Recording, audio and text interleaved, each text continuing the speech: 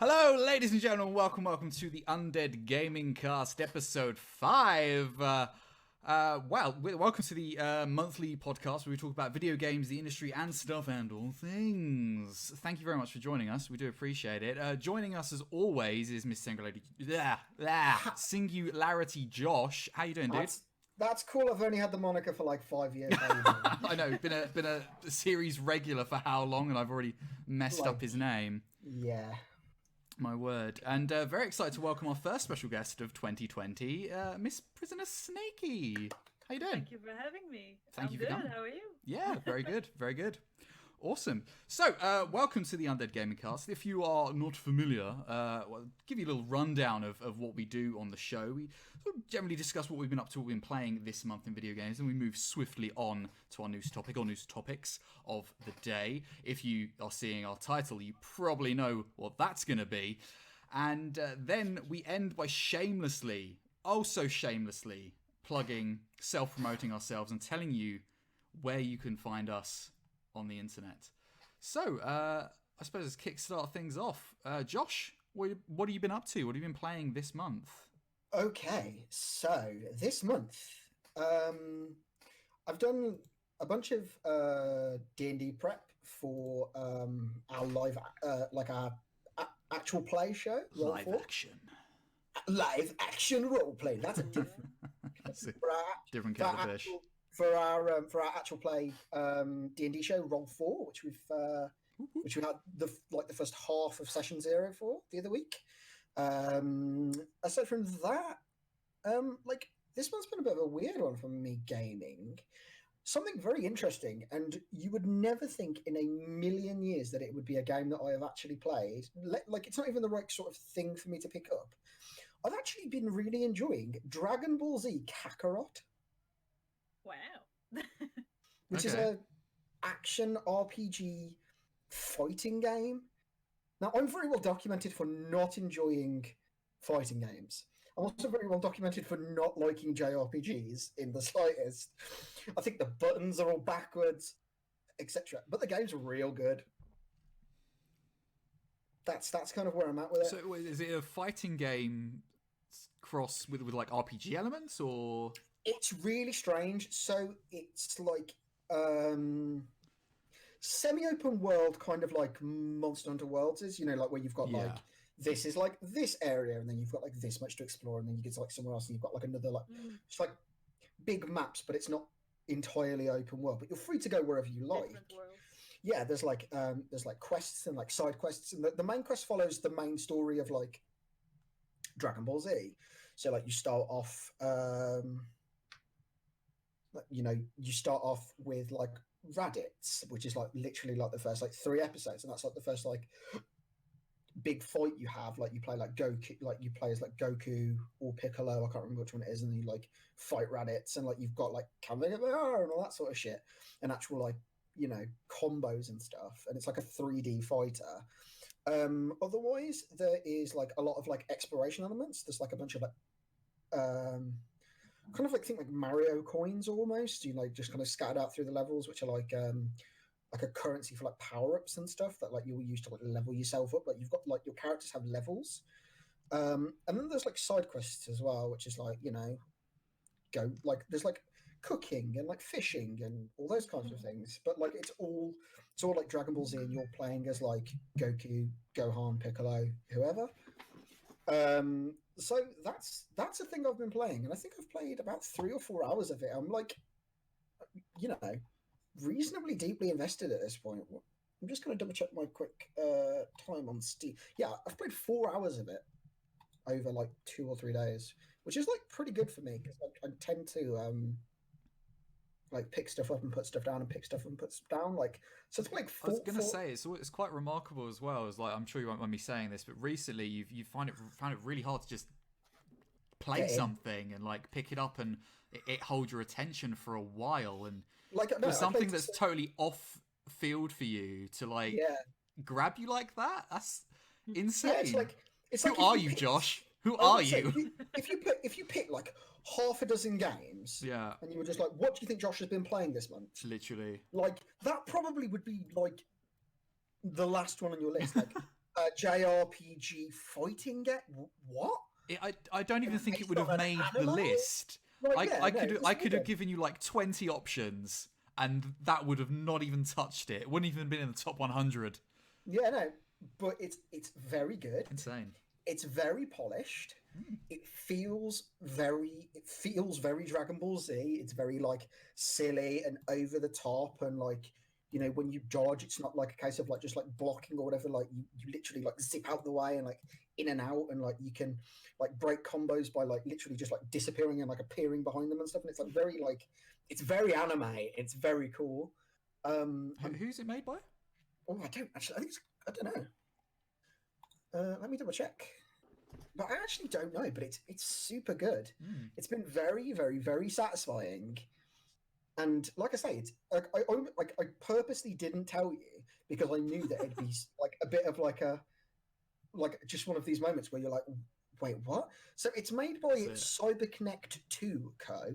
Okay. Like, that's the developer, and it's published by Bandai. Oh, okay, sure. Bandai Namco. Presumably a company that is owned by Bandai. Yeah, Bandai Namco. I'm pretty sure they do all of those kind. Like, you know, they do like One Piece and probably My Hero Academia and stuff.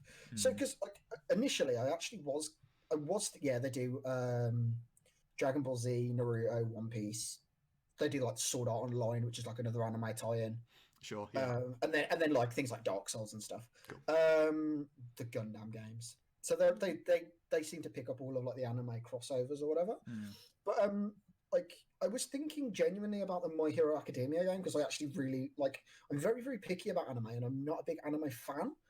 But I really enjoy like Dragon Ball Z, and I really like My Hero Academia, and I really like One Punch Man, and all three of those games have got fighting.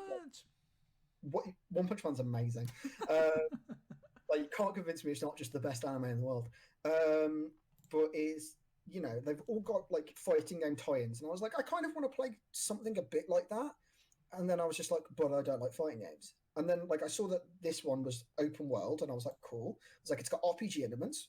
Cool. It goes right back to the very beginning of like Dragon Ball Z. Like, you know, you literally like start playing where like Gohan is like still a kid. He's still like 5 years old or whatever, and they like throw him into the wilderness to like hunt dinosaurs. Like, you know. So I was just like, I think if I was going to take it on any of those things, like Dragon Ball Z has obviously got a lot of very successful like tie-in games. Like that's very likely to be the best one of the three, if that makes sense. So I took a chance at it, and yeah, like very, very, very pleasantly surprised. Awesome. Aside from that, I've been playing World of Warcraft again the last like 2 days because it's very back in down that rabbit hole. Well, this is it. It's like, so it's one of those things that like every person who's ever played World of Warcraft will know the struggle of just having like that kind of like love-hate relationship of like picking it up for like a month and then putting it down and then playing it for 6 and then not playing it for like 2 years or whatever. Like, so, but because it's just easy, it's just like I don't really have to think about it. Like I've played like a bunch of like the starting areas like hundreds of times over the last like 15 years or whatever. Like I don't need to think about it, and like as you said, I've had like issues like concentrating and things, and so it means that I could like play a game still, and like I've been watching like Critical Role or whatever, like, and I've kind of just like been, you know, like people like watch things in the background, like I've been playing it in the background, which is a bit weird. So yeah, and also like because it's on the same subscription, I was like, let's see if WoW Classic is actually any good.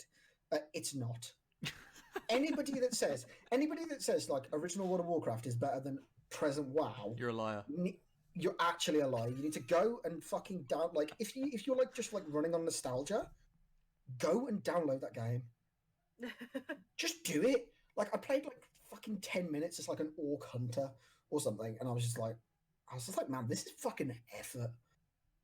It's just like you miss so much. Like WoW Classic could probably be good if they kept some quality of life stuff. Like the fact that there should be like an option to toggle the graphics between like looking like shit and looking like now, which is the thing that like other games have done, like Black Desert Online and stuff's got like a HD mode that you can like flick on and off between like new and old graphics. Like just like little quality of life stuff, like in the menus and things, like just making that interface just a little bit more like modern. It feels like a very alien game, and it's just like I know it's cool that like I was like shit, I forgot that like arrows used to be a thing, like ammunition used to be a thing, and like if a thing was too close, like you had to hit it with your axe, you couldn't just like shoot it. But like it's just like it feels old, it feels clunky.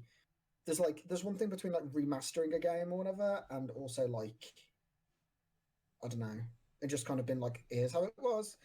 But then like I played like 10 minutes of that Orc Hunter, and I was just like, wow, this is miserable. I'm gonna go make a level 1 character, like Undead Warlock or whatever, and I'm just gonna go play that for a bit. Just like I don't mind like the grindy leveling. I don't mind the fact that it's like difficult to like solo stuff. I don't mind any of that stuff. But it's just like the actual like it was the quality of life stuff that really turned me off, and I was just like, no, I'm good. So I wonder if I've been tempted to play WoW Classic, just because I think you know my thoughts on Warcraft WoW. I don't know if the podcast sort of know, but I fell off the bandwagon and tried to go back to it like a good couple of years ago, and it's the stuff that I really enjoyed out of it. So I suppose that harder grind aren't present anymore in the game. So I was just like, not for me anymore. So the thing with it is that obviously as they've released new expansions, that thing that you miss is still present in the most recent expansions, like the last last two. So there's like Battle for Azeroth and Legion. Like, you're not just going to be like bunking through like you did in like Dead Mines, because they don't want you in Dead Mines. Yeah. Do you know what I mean? They don't want you there. They want you doing like the newest content, the latest stuff. They want you playing at levels 100 through 120, and like stuff that like level 10 content is 15 years old. Like, of course, like as a game developer, you want like, look, this is how much like I've grown as a as a designer. So like, I think almost like it's one of those. It's a bit of a catch-22, because it's like, I think you'd enjoy the game at high level, but to get to high level, that would involve you like buying a subscription and buying the new expansion and trying. Yeah. Do you know what I mean? Like boosting a character and trying. So it's just like it's a bit of a catch-22, because like I reckon you'd probably enjoy the gameplay loop, in the most like recent expansions, because it's not like just like I one hit everything. It's like, oh shit, I actually might die here. Do you know what I mean? Which was like, I think was like your chief complaint of when we were doing it before. You were just like, wow, why is this rogue? Yeah, why is this rogue soloing this dungeon? Yeah. Like, and I totally understand that. Yeah, absolutely. But like, as you get later down the path, it becomes a lot more like the WoW that you know. Have you ever played WoW, Snakey? No, I actually only played the old school games, the Warcraft 1, 2, and 3. Oh wow! Damn! So even more old school than we were. Nostalgia. Holy shit! Yeah. I've never actually played Warcraft. But, no, neither have I don't know. I think what prevented me from playing World of Warcraft is more that you have to put a lot of time in it. And it didn't really caught my attention, so that's why I kind of left it there. I didn't want it to just like, I think if I had it's maybe a whole different game than World of Warcraft, but if I had Skyrim and World of Warcraft sitting on the shelf, like, whoa, what would you play? Then I would choose Skyrim, because you need to put a lot of time in Skyrim as well, for example, to finish a story. And with World of Warcraft, I'm pretty sure that I'm not entirely sure, but I'm pretty sure that's a very long grind to do everything that you want to achieve in the game. Yeah, but I'm not entirely sure. I think there's also like a lot of like bumbling through on World of Warcraft as well. It's just like, I know that like the level cap is like whatever the level cap is, 120, I think, or whatever it is at the moment. It's like, so I know that I want to get my character to level 120. I have no idea what to do once my character's at level 120. But like, but that's kind of like where the other half of the game is at like, that high level, so I can totally understand that, like, that reluctance to go pick it up when it's just like, well, I could play Skyrim and I could like go and do all this, and I could complete the main quest, and I could go do like Stormcloaks, I could do all my guilds, and I can do this, that, and the other. And I know that I'm going to spend 1,000 hours doing it, but at least like you've got like tangible goals, and you're not like paying a subscription, and like you just get to do it on your own time. Yeah, just to add to that, like you know, doing it on your own time, you're free to do it at your own pace on your own time, and you know that you don't need anyone else to do it. Like I mean, you can go through World of Warcraft and not play with anyone else if you wanted to, I'm sure, but you're almost missing. Yeah, you're almost missing part of the element of that, and you know, you're in part having to rely on other people as part of your progress. You know, whether it be dungeons or getting a piece of gear from a dungeon or whatever it is. So, yeah, I totally get that sort of reluctance to get into an MMO, and like it was easier for me when I was into World of Warcraft when I was like at secondary school. So like between the ages of like 13 and 17 or something, when I was, you know, in education, because I had all the time. Where did the time go? Like, spend it all. Oh, literally to go is back. Getting up at 5 o'clock in the morning for work. I know, right? But so like, I think now I just don't have like the time or the drive to offer up to a game like that, because I would love to get into Final Fantasy 14. I just don't know if I got the time. Yeah, I heard it's really good. So yeah, so what made me go back to WoW this month was that I downloaded Final Fantasy 14 because I was just like, I've heard it's just a good MMO. I like an MMO. And I was just like having problem after problem after problem with the launcher. Like every time I'd like try to like do something with like the launcher, it'd fucking freeze. And then like I finally got it through to the point where it was patching, and then it crashed while I was patching. And I was like, you know what? Like, no. Like, I know that it's like the reason I've got an iPhone. It's like I know that Androids are like objectively better phones, but like I know that my iPhone works.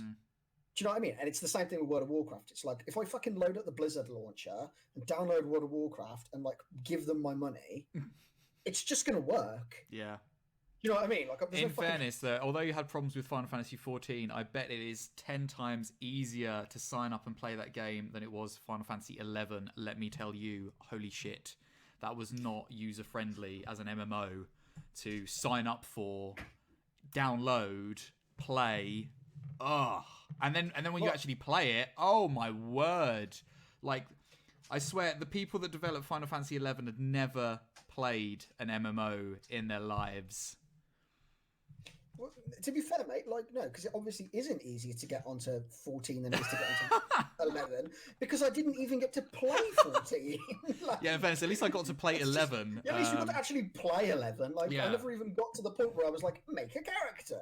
But like, still to this day, I don't know what the classes are in this game, because I never got to create a character sheet. Nailed it. Fucking nailed it. All right. So I think that's pretty much me, because I've just done Dragon Ball Z, World of Warcraft, lots and lots and lots of D&D prep. Mm-hmm. So there's also a Lucy wandering around. So I'm actually I'm going to ask Snakey what Snakey's been playing. What I've been playing? Yes. Well, right now, the last couple of months, I've been spending a lot of time on Sea of Thieves, which is an open world. It's been hard on that. Every time I see you streaming, it's like Sea of Thieves. I love it. I absolutely love it. I don't get that I haven't been playing this for a longer time. Funny story though is that our first TushCon that we went to was in Berlin, and there was a giant stand from Sea of Thieves. It was really beautiful done. They had a tavern where you could play the game on, and they were live on Twitch as well. So that was a lot of fun. But one of my friends was like, okay, this is a really awesome game. I'm going to give this to Snakey so she can join us. So that's when I got the game. We only played it, I think, once or twice back in the days, because I was, I'm not sure which game I was playing back then, so I kind of got distracted from spending more time in Sea of Thieves. But actually, recently, I got back to it, and I'm absolutely loving it again as much as I did the first time I ever saw it and play it. You are a pirate. You can choose between 3 different ships. It's the sloop where you can play solo or with somebody else, so it's for players. You have the brigantine, that's a ship for 2 to 3 players, and you have also the galleon, that's the biggest ship in the game, and you play from 3 to 4 players. You can basically as well choose what you want to do in the game. You can maybe choose to just be an evil pirate, go sail around and see who you can sink and steal their loot from. You can also just decide to do your voyages and like hunt down for some treasure. So just to clarify, so like what voyages are like your quests, yeah? Yeah, it's like your quest. Yeah, you can pick them up from the tavern or the Order of Souls lady. That's also a character in the game. Yeah, you can grind as well for a lot of accommodations, titles actually. But I think one of the most braggiest titles you can get is called Pirate Legends. And for that, you need to have your merchant, gold hoarders, and Order of Souls at level 50. So those are all your PvE factions, yeah? Yes, and Yeah, cool. by doing those voyages, or for example, you also have forts you can try to storm and raid, and from the forts you get a lot of loot, usually skulls and gems, and of course treasure chests, and those you hand in back in the outpost, and that will get your levels up to like to level 50. That's the max level you can get. So I'm a pirate legend. Yeah, it took me I think a month or two together with the rest of the crew. I've been having so much fun with it. It's every time as well different. You're doing the same mostly the same voyages over and over again, but because you have always different players on the server, that makes it a lot different too. You never know what you encounter. Like yesterday, we had actually a really, really fun encounter with. No, it was not yesterday. It was some time ago. We had a fun encounter with people that were actually friendly, and we asked them if they wanted the alliance. But also, we have sometimes encounters that are not friendly, or we are not friendly. That we just like, F it, we're gonna sink them. It is always a really interesting it's always interesting to see what's going to happen next, and it also kind of tests your like knowledge, or like how you usually handle things. Like maybe somebody else has more skills than you and has a different approach, and from that you learn, of course, like, oh, this is how we failed, now we should do a different way because somebody can apparently do this or do that. I must admit, like crewing with like you and Blue and like whoever else, like Cravita or whoever else like happens to be around, has like been some. That's been some fun times. I remember like I don't think it was the last time I played, probably the time before it, but like some dude was like, I think he was on like a medium ship for some reason, but he was like on his own. He was just like docked, and we just robbed him blind and then sunk his ship. Yeah. It happens a lot. It happens a lot. It was really funny, and then I think like he called his friends, and then his friends chased us for like 2 hours.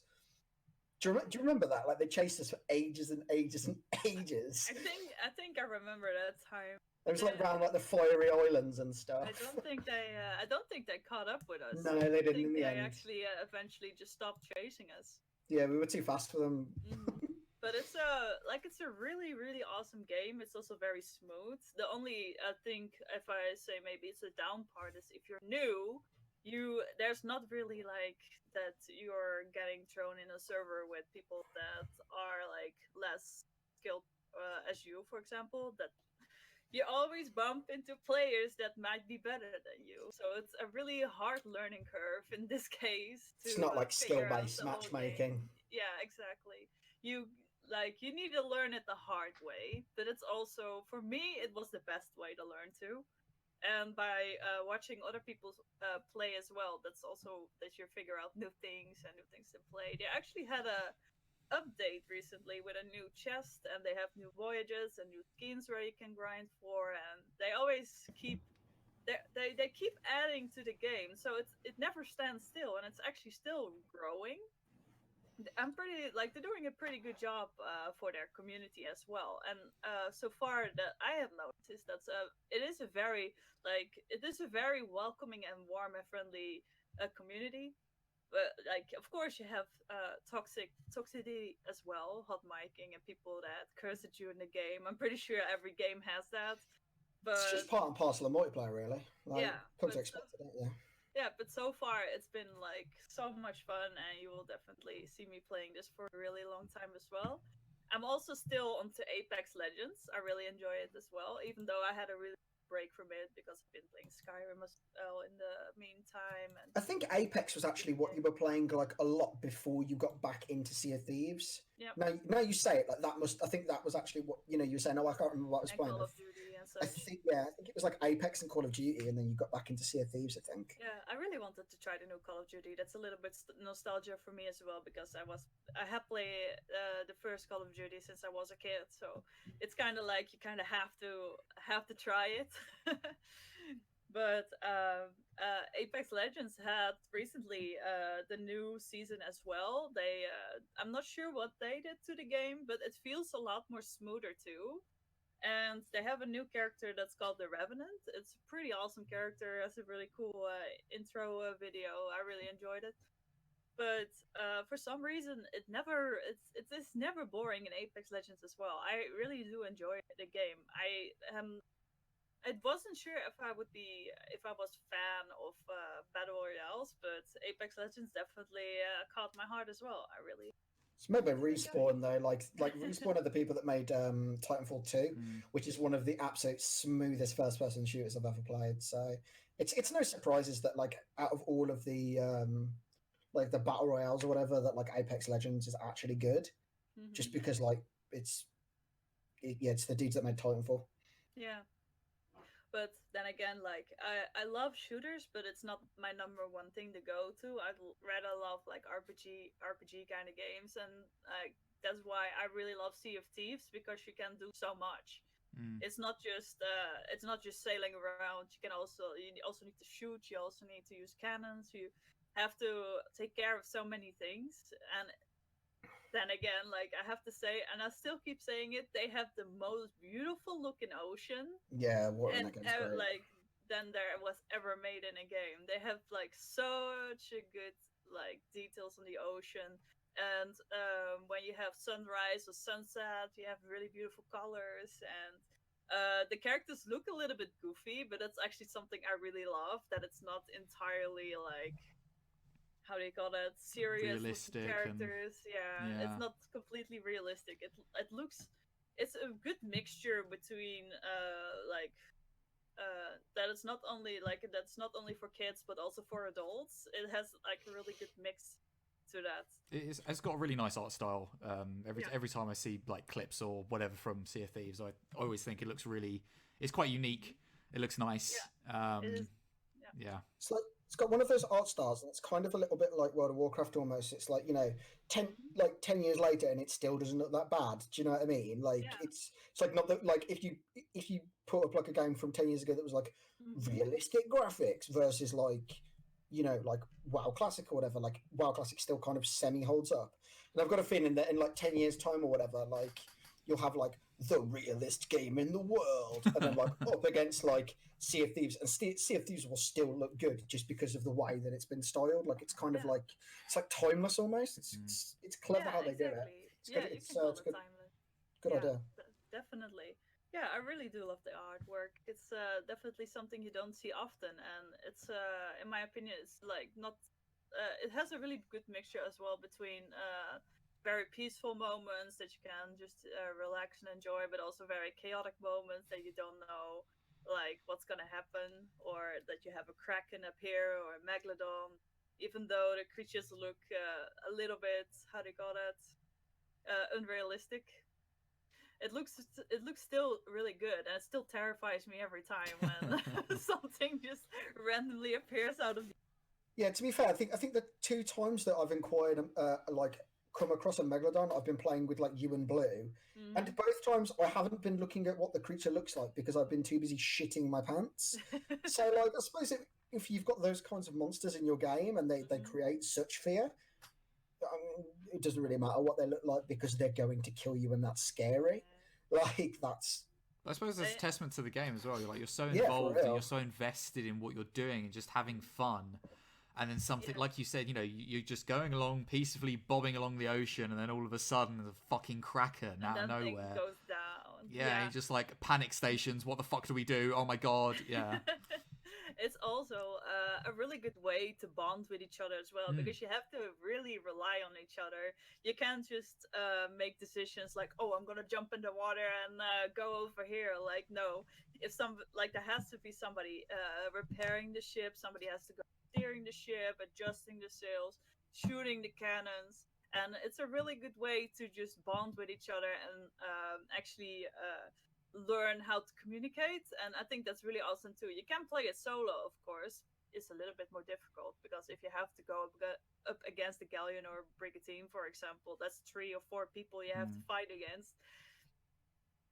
I see people do it, but I suppose if you're like a solid enough crew and you got your shit together and you organise and communicate well, I suppose it's possible to do anything. Yeah, really, no matter how small you are. You grow as a team. You really do see that, because when we used to play in the beginning, we get sunk. Usually we get sunk, and now we're actually the ones that are dominating the seas, so that feels pretty good. So it's like touching back on what we were saying earlier. It's like, when you've got like multiplayer aspects to a game like that, like, sure, yeah, fine, you could play it on your own, but like you'd be missing out on such a massive experience to like to not just crew up with your friends and just go wreck shit. Yeah. Do you know what I mean? Like, well, that was it as well. It's like I've not played Sea of Thieves, and this was going to be a question I'll ask. When it was released, there wasn't a lot of content for it, or people saying there's a lot of lack of stuff. But obviously, people were still enjoying it, playing with people, and I kind of had a similar-ish experience when I played the first Destiny. That when I was playing on my own, I didn't really care for it. I didn't really enjoy it that much. I didn't think there was that much to it. But when me and Josh got together, or me and Josh and whoever else got together and played it, we had like the best time. And we were still doing like, the same sort of repeated content. Yeah, we do like the weekly raid and we do, this, that, and the other. But we'd always have a ball doing it. I think when you have a game like Destiny, it's a little bit as Monster Hunter. You have different worlds you go to, but you can still choose wherever you want to go to. I think when it lacks of content, and you really do still love the game, then make the content. Find something that find a way to challenge yourself, even though you have done it before. Make it fun for yourself. Yeah. I actually remember seeing an article when Sea of Thieves first came out, and that was the gist of the article, which was like, Sea of Thieves, like, yeah, fine, there's not a lot to do, but like the joy of Sea of Thieves is the fun that it's it's not so much the destination as it is the journey. It's the friends you make along the way, sort of thing. And like that was what was good. Sometimes you have wholesome moments, and sometimes you have wholesome. It goes two ways. Gotta love a multiplayer game. But also they just keep adding new stuff over time to the game. Also, they have in March, I believe, their anniversary coming up. I'm not sure if the game exists for 2 years or maybe longer. I'm not entirely sure, maybe longer. But I'm pretty sure they're going to do big things. And actually, I'm starting to look more into the story as well. And there's actually a bigger story to it. And that's going to be really interesting. Yeah, I can give a little bit of a heads up, but so far they have added now the person with the mask where you need to hand in your Reaper's chest to.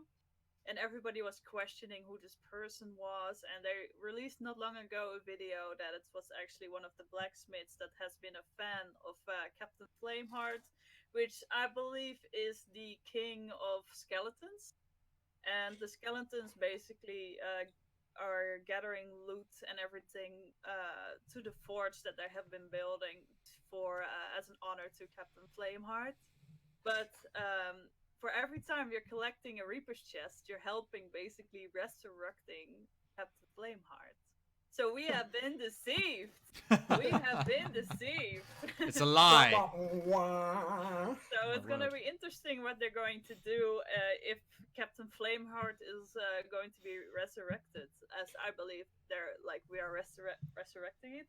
I really wonder what they're gonna do for it. If they're gonna make a really beautiful ship, what you all need to, as an alliance, need to attack, or you have some sort of skeleton boss that you have to do something special for to defeat. Like, I'm really curious what they're going to do for it. So I'm really excited. That's awesome. It's going to be an interesting month.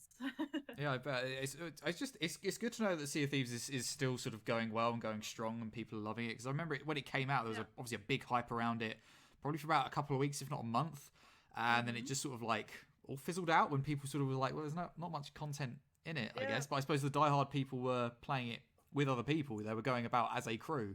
But if they're adding like all these different things and story elements to it as well now, which is sounds really awesome. I bet the Sea of Thieves Reddit is going crazy with theories about for sure what's going on.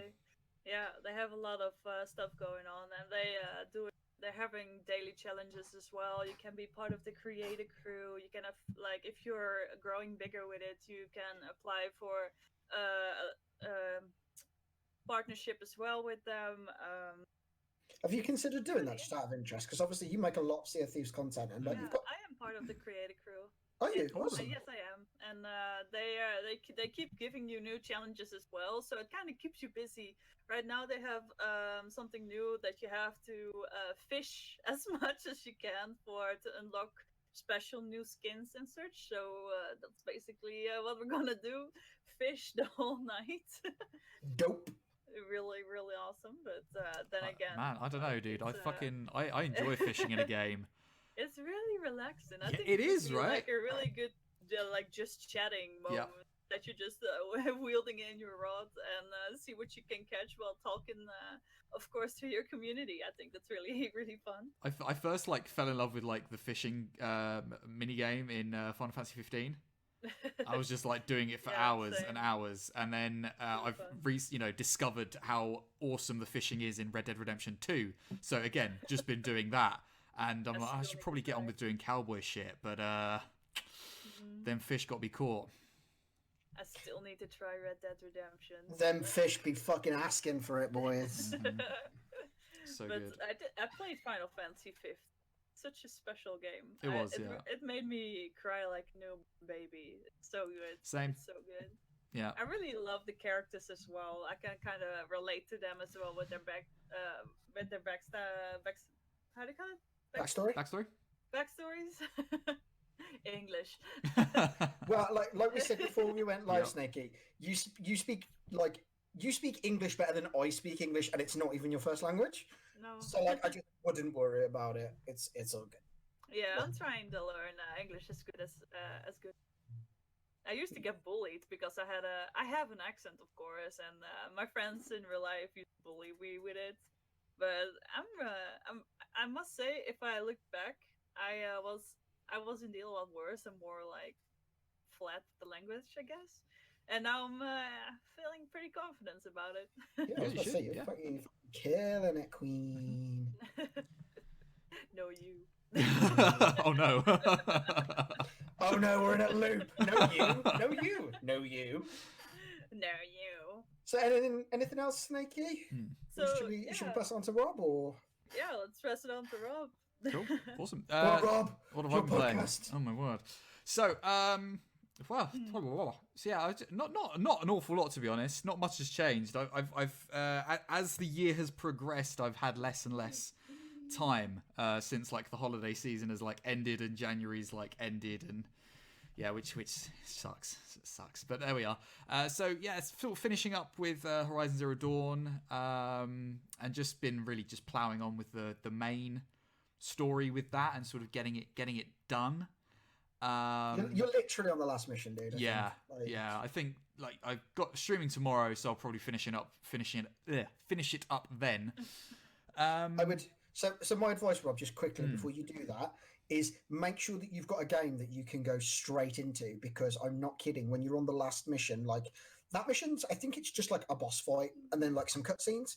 So I think you've probably got like as a natural amount of gameplay, probably less than an hour. Okay. If you don't want to do like, I think the game gives you like the world again afterwards. I think if you want stuff, I can't remember. Sure, yeah. But like just make sure that you've got something that you can carry on your stream with, because I don't think you've got a lot.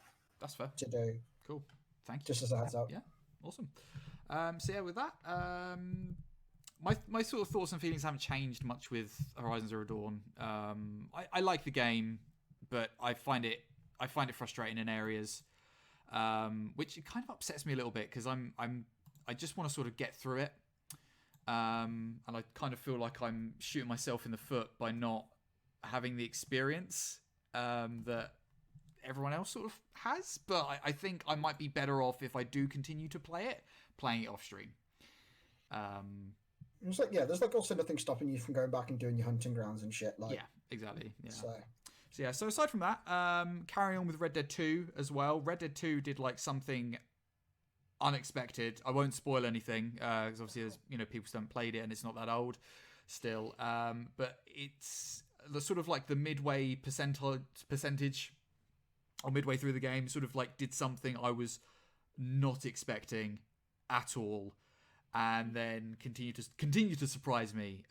So yeah, still loving that game. Game's still awesome, and just loving the story, and also just like loving the fact that I know it's just not going to end well. Which I just think it's just, it's just the way Red Dead is as a series. It doesn't matter what you do. Crime doesn't pay, bitch. Yeah, like it's just not going to end well. So not looking forward to feeling more emotions than I've already felt this month with that game. So yeah, and I picked up, because it was free on PSN this month, the BioShock collection, and I fucking love BioShock as a series. I hear so many good things. They say have you never played BioShock? No. Snakey. I'm 100% certain it'd be your jam. Yeah. Like I'm 100% certain it'd be your jam. I sadly don't get to everything. I can also say very shamelessly that I never played Halo before, and I never played Fallout before. It's like I don't really think that not playing. Yeah, like so. Here's the thing. It's like I think me and Rob are both in agreement that if we could play one game again for the first time, not knowing anything about the game, BioShock would be the pick. Yeah. The first BioShock game, hands down, just like. Just mind-blowingly good. It's definitely on the plan, but I'm not sure when. I just need to find a time. Like for me, like working the whole day and then only have time for just a few hours streaming in the evening is just like you just need to pick. That's for me. It's CFTs at the moment. Yeah, no, that's absolutely fair. But I think, like you said, if you ever find yourself with some time, that should definitely be like at the top of or at least one at the top of the list for you to think, I've got some time, I'm going to dive into BioShock. But in fairness, actually, the first game's like a lot happens and it's not that long.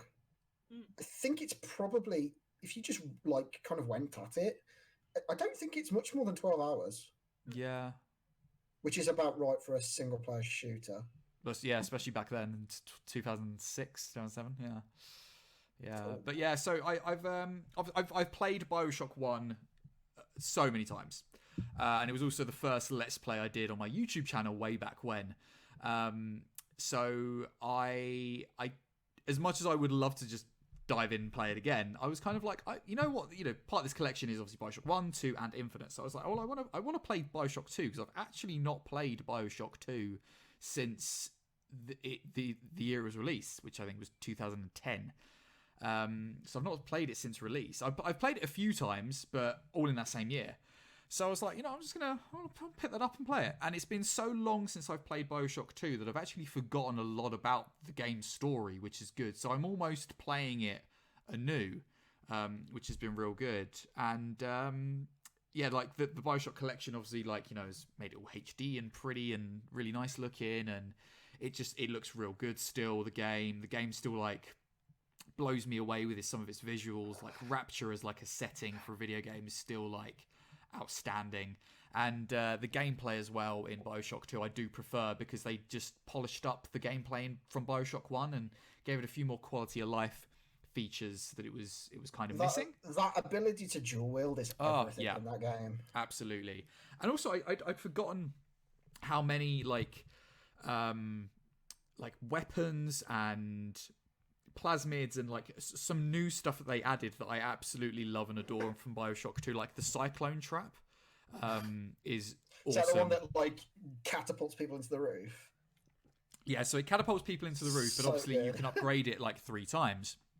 So just normal standard version just catapults people up into the ceiling, and they take damage when they fall and hit stuff. The next level of that, you can join it with other plasmids. So I can put the cyclone trap down and electrobolt, so they get electrocuted as they get thrown up into the air. Or fire, or swarm, which is just a bunch of bees coming at them, which I love.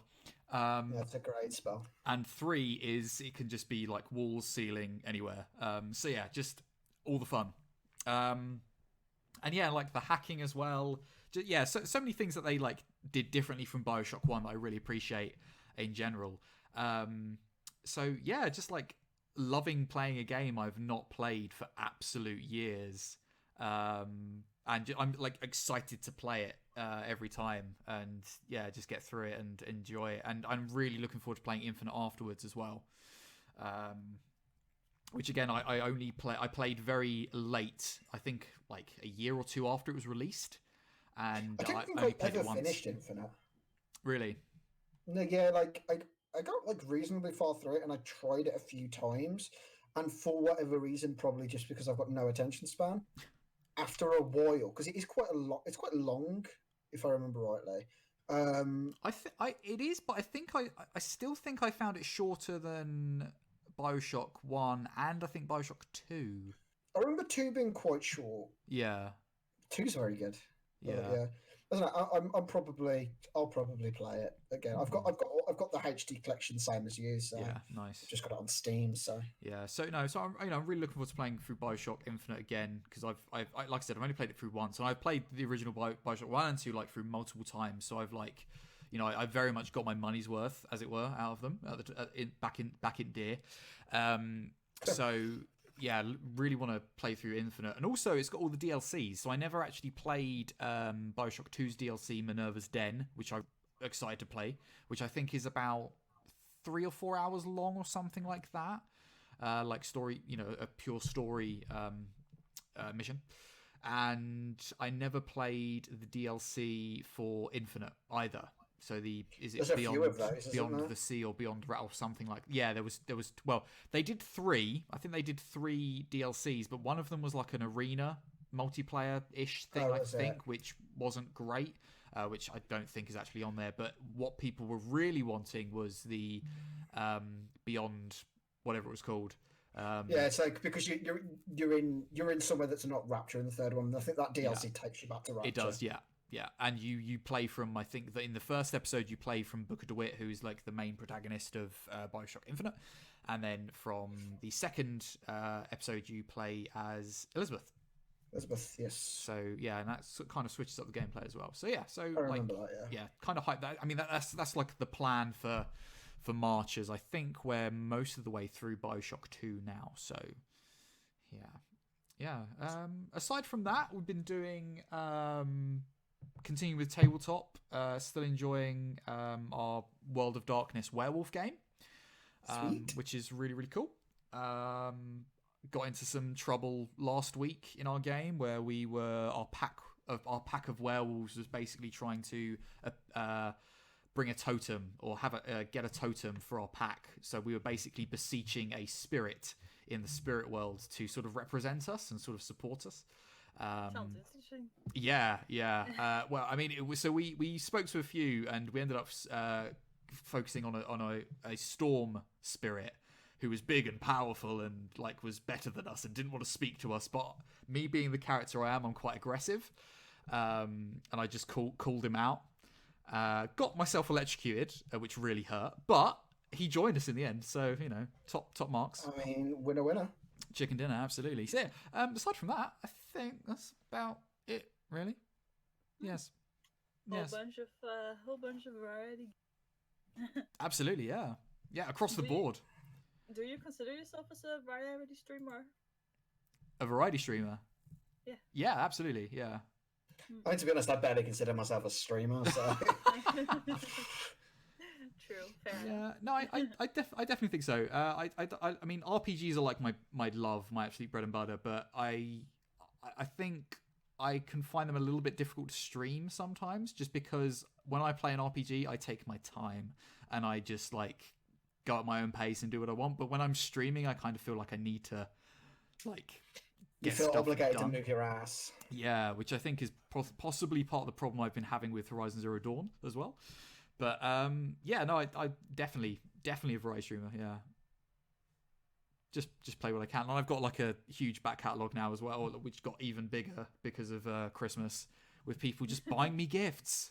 God damn them! How dare these I people know. buy me things, bastards? Yeah. Well, maybe a fun question for the both of you.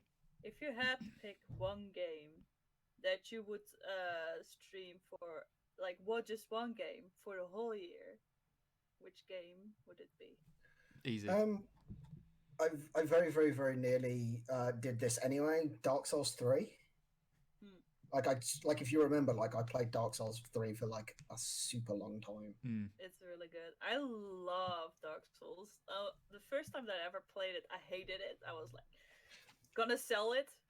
I think that's generally the experience with it. I never got to sell it, so people started to request it again. I was like, yeah, give it a try. So I was like, okay, fine, I'm gonna play that stupid game again. And eventually I ended up loving it a lot more than I expected. It is really good. I fully bought that game as a meme. Like I bought that game when I hit 100. I think it was like 100 followers, and the idea was that like basically every time I died, I was going to donate £1 to charity. Like that was literally the reason I bought the game. I was like, well, this could be fun. Like I'm going to be very poor, but it will be hilarious. And then I was like, holy shit, this game is so good. It's hard, but it's so good. Yeah. Like it took me about 3 hours to kill Idix Gundyr and all sort. Like it was, yeah. It took me like a month to finish the what's it called, the Abyss Watchers. Oh yeah, no. They were a pain. That fight, like up to that point, like the game's difficult, and then like you get to like the portion where like you hit like Abyss Watchers, and you're like, but actually, this is what the game's really like. Like everything up to that point is like a tutorial. It's like, oh no, Abyss Watchers is a hard fight. I must say, I think the Abyss Watcher is my number one boss that I was like, okay, that's impossible. And the second one was Aldrich, the Elder Prince. Aldrich and his brother. Oh yeah, that's those twins. Like that's different. Yeah, I haven't beat them yet. That one was pretty difficult. And my one that took me forever to do was Pontiff Sullivan. In like Pontiff the big. Easy. Yeah, no Pontiff. Like I was adamant I wasn't going to learn to parry. I was absolutely adamant, and this kid was like, "Just parry, bro. Just parry." And literally to spite this dude, I sat there for 3 hours, and I was just like, I refuse. But yeah, like Pontiff's a great fight. Pontiff is really easy because Pontiff has that illusion, right? Yeah. That illusion foretells him what his next move is. Yeah. That's how you need to play it. But I'm bad when it comes to Pontiff. But I'm bad, Suze. Like I'm just not good. You will get it. I mean, I'm way past there. Like I'm at those two twins. Like I'm pretty much at the end of the game. Yeah. But, and Soul of Cinder that was the last boss that took me a lot of time as well. Eventually, until I got the right weapon, and I played it with a lot of patience. When it comes to Soul of Cinder, you just need to just hit him once or twice and just get the F out, and then just hit back.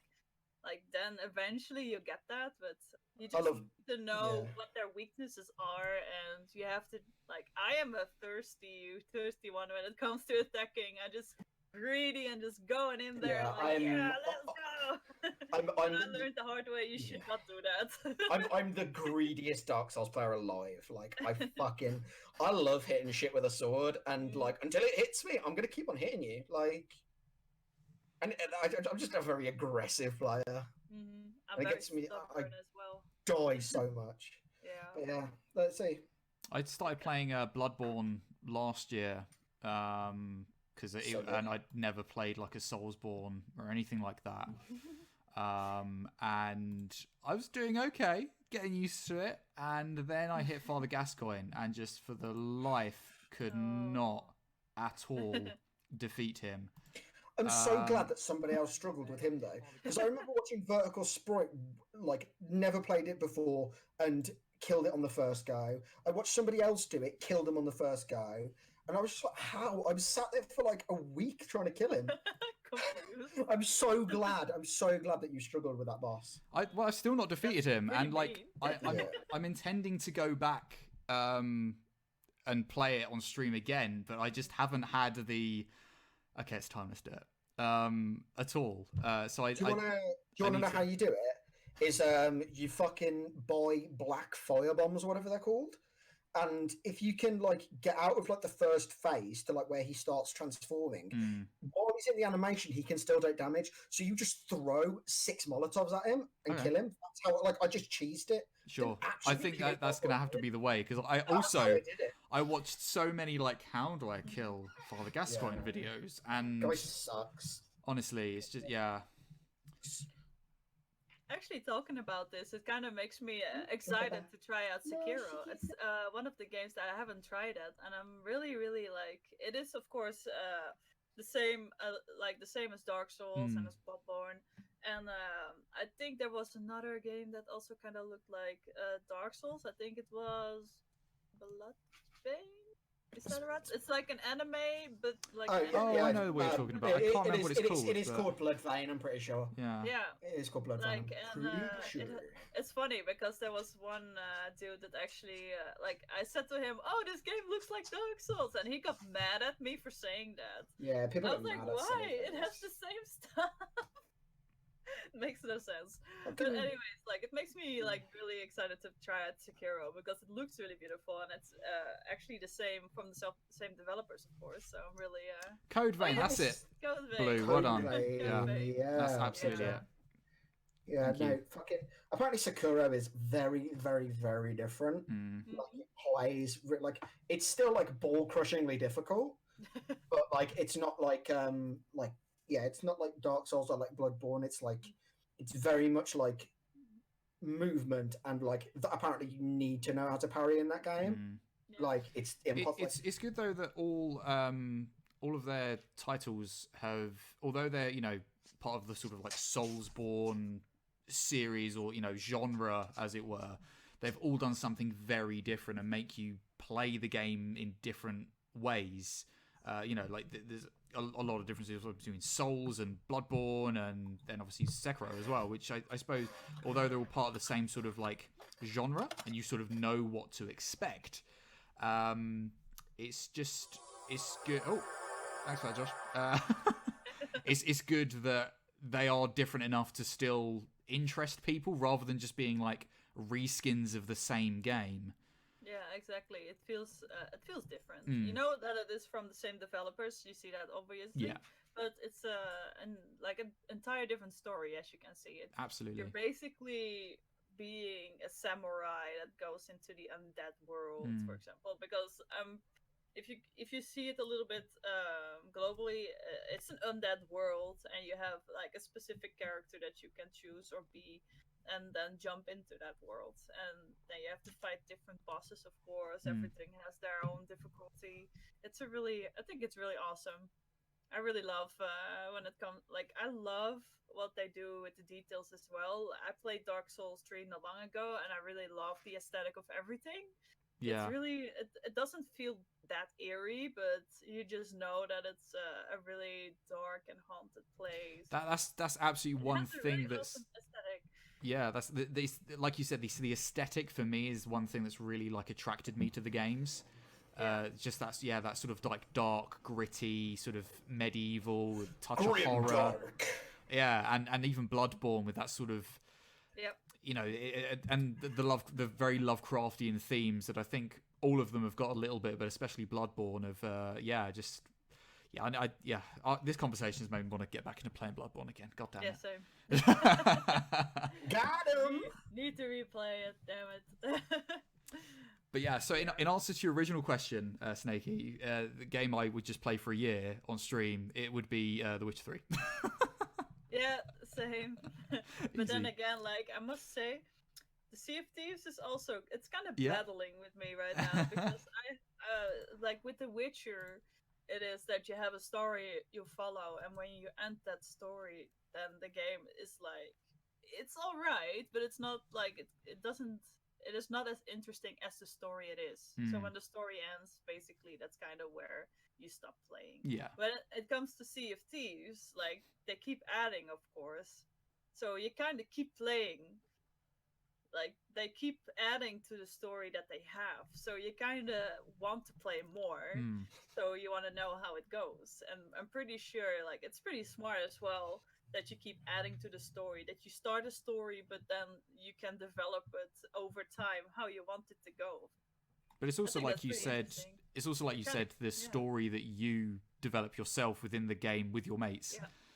So yeah, there's definitely that element to it as well, which I could, wouldn't surprise me if you join us back on the podcast in the future and you're like, yeah, still playing Sea of Thieves, still doing it. Still playing it, or like 2 years time down the line, I still catch you on Twitch. It's like, yep, Sea of Thieves, here I am. I have big plans for Sea of Thieves. It's definitely going to be the main game that I'm going to be playing for the upcoming. I'm trying to do it like for the whole year as much as I can. Of course, I will be switching sometimes out for a different game. If I have an afternoon left, for example, I will play Apex or something else. But Sea of Thieves is going to be the big thing. It's gonna be the big thing. It's one of those things though, like where even like I remember like when Destiny 1 first came out, like following like Gathalion and Broman and stuff, and it's just like they're playing that game like because they're like obviously like partners or whatever. They're playing that game like 8-10 hours a day, like 7 days a week, and at some point like you are gonna get burnt out like doing the same thing over and over. Like so sometimes it's good to take like 3 days and fucking play Pokemon or something just like totally. Do you know what I mean? So like I think you do occasionally need to be like, okay, I need to just like I'm gonna play something else for like a day and then I'm gonna spend the next 6 playing Sea of Thieves. Do you know what I mean? Like I think it's a healthy it's good for you because otherwise you just end up resenting the game. I think it's also like how you of course stream and what you do with the game and how much fun you have with the game. I mean, there are, of course, people out there, like, I used to play when I was a kid, The Sims every day for, 6 hours. I was skipping school for playing Sims for, but I'm pretty sure, like, if you really, really enjoy a game, you can play it, of course, for years.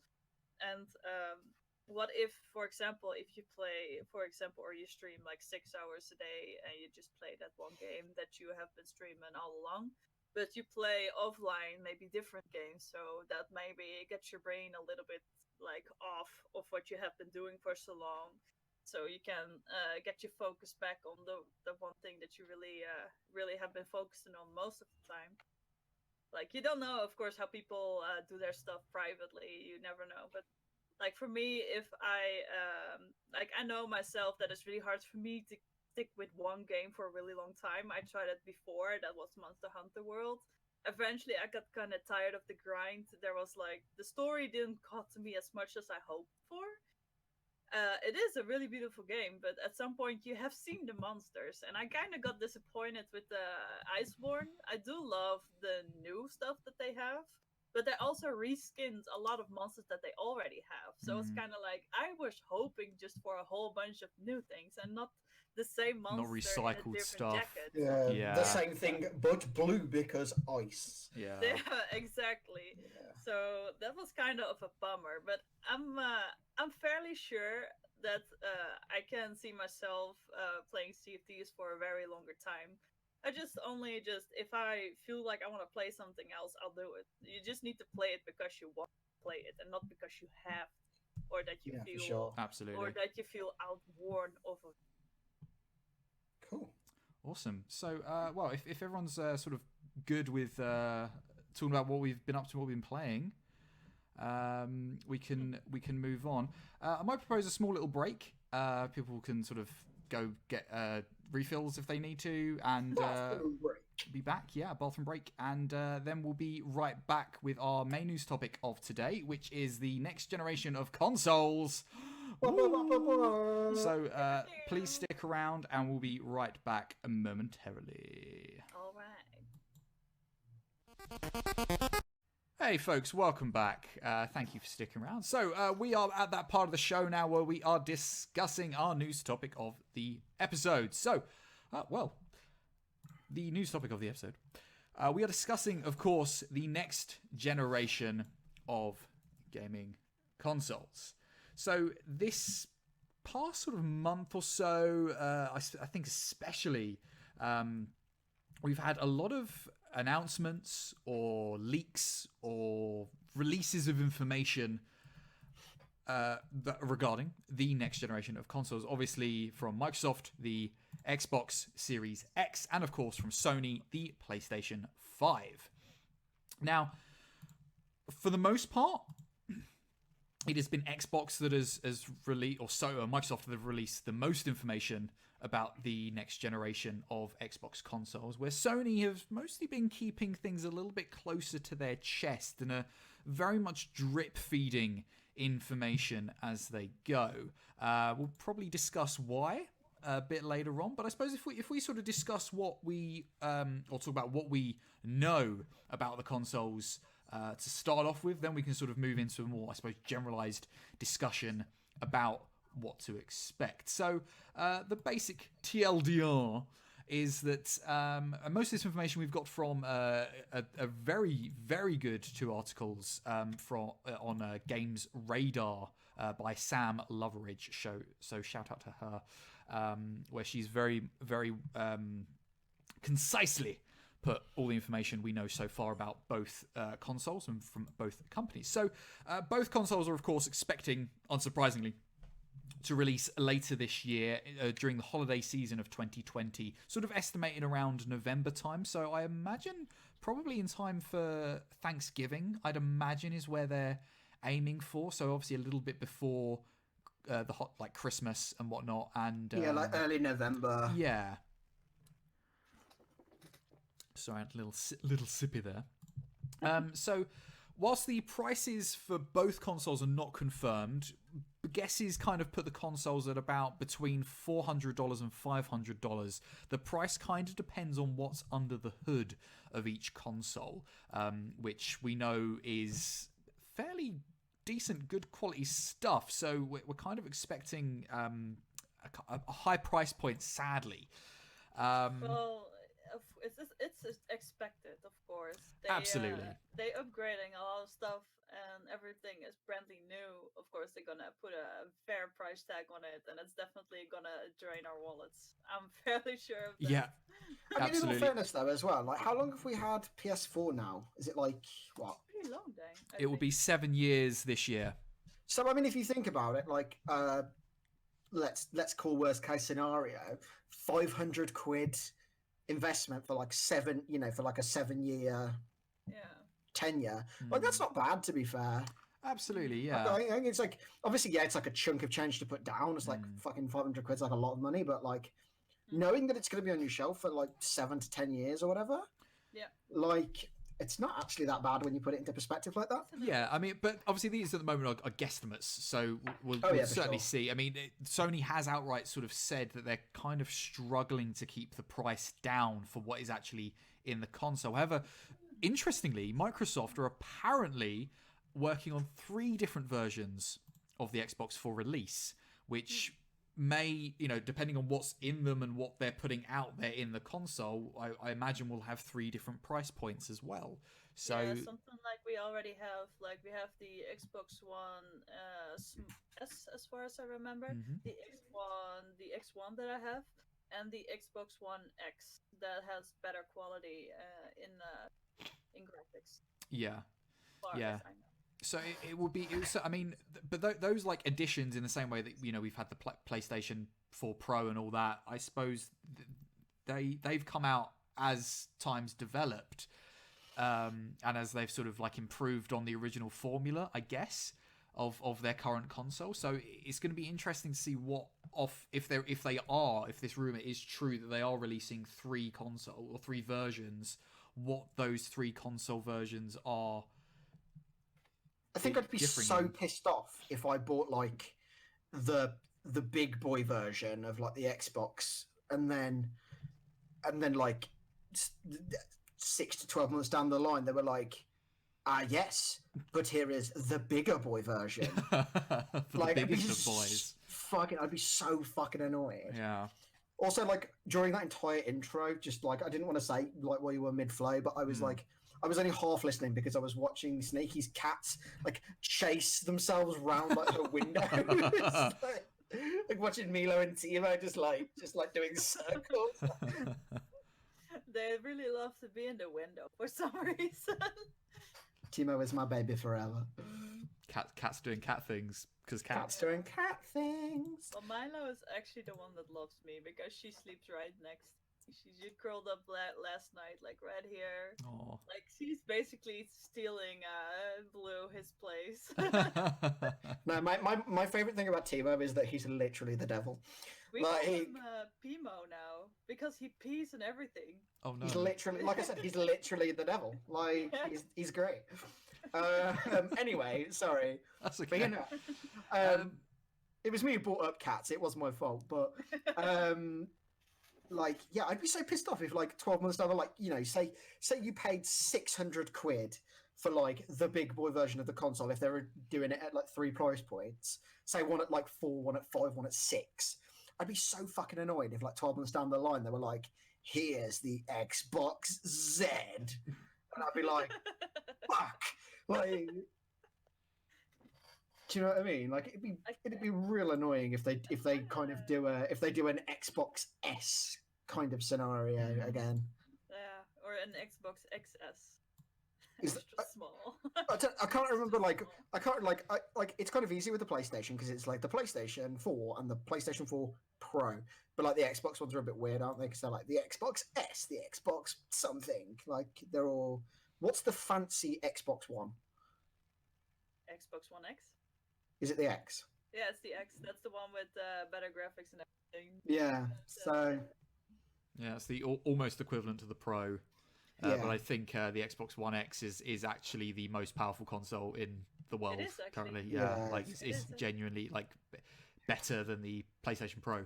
I think it's like less so than like the PS4 Pro is kind of like here is like a minor upgrade, whereas like the Xbox One X was kind of like here is next gen, like here's next gen Session Zero. Do you know what I mean? Yeah. Do you want the next step in console and a punch in the face? Here you go. Yeah. Yeah. Yeah. Take the beating, guys. Here we go. It's time to trade in your crappy console, and here's the one with the X at the end. Like... Speaking of specs, apparently that both consoles are spec'd quite similarly as well, which is kind of unsurprisingly, as the Xbox One and the PlayStation 4 were as well on release.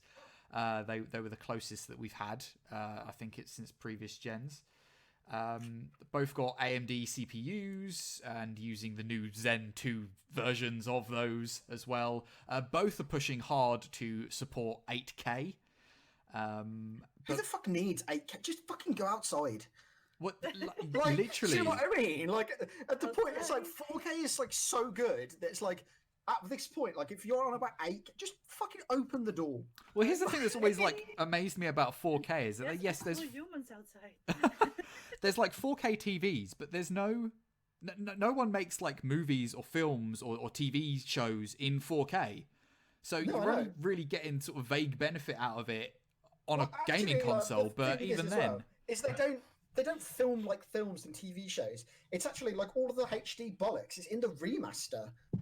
Like, do you know what I mean? So that's basically just like digital shit put over the top of the stuff that was already filmed in like whatever. You know what I mean? Yeah. But then again, it's like a tangible benefit anyway. Like we made it up. But then again, if you can play games in better quality, of course you would do it. I mean, absolutely. You get only a better experience of that, and then you can go like, "Wow, this looks like actual skin." Yeah, but like I said, that at like what point though is it's just like, well, I could play FIFA in 8K. Or I could go down the park and have a kickabout with my mates. Just imagine that it's that realistic that you will actually break your leg behind your computer. Yeah, like that's so realistic.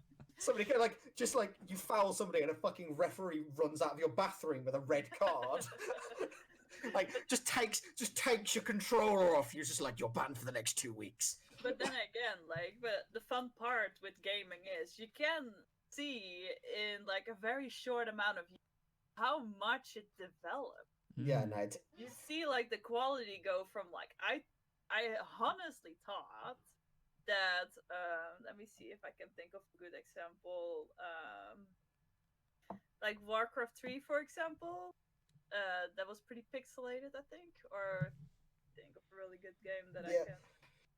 Well, I mean, like I said, I've just downloaded Warcraft Classic, and that's got classic graphics. Like, the difference between 15-year-old WoW and now WoW is mind-boggling. Yeah, that, for example, like, you see how much it has grown, and it kind of grows, of course, with the technology that comes with it.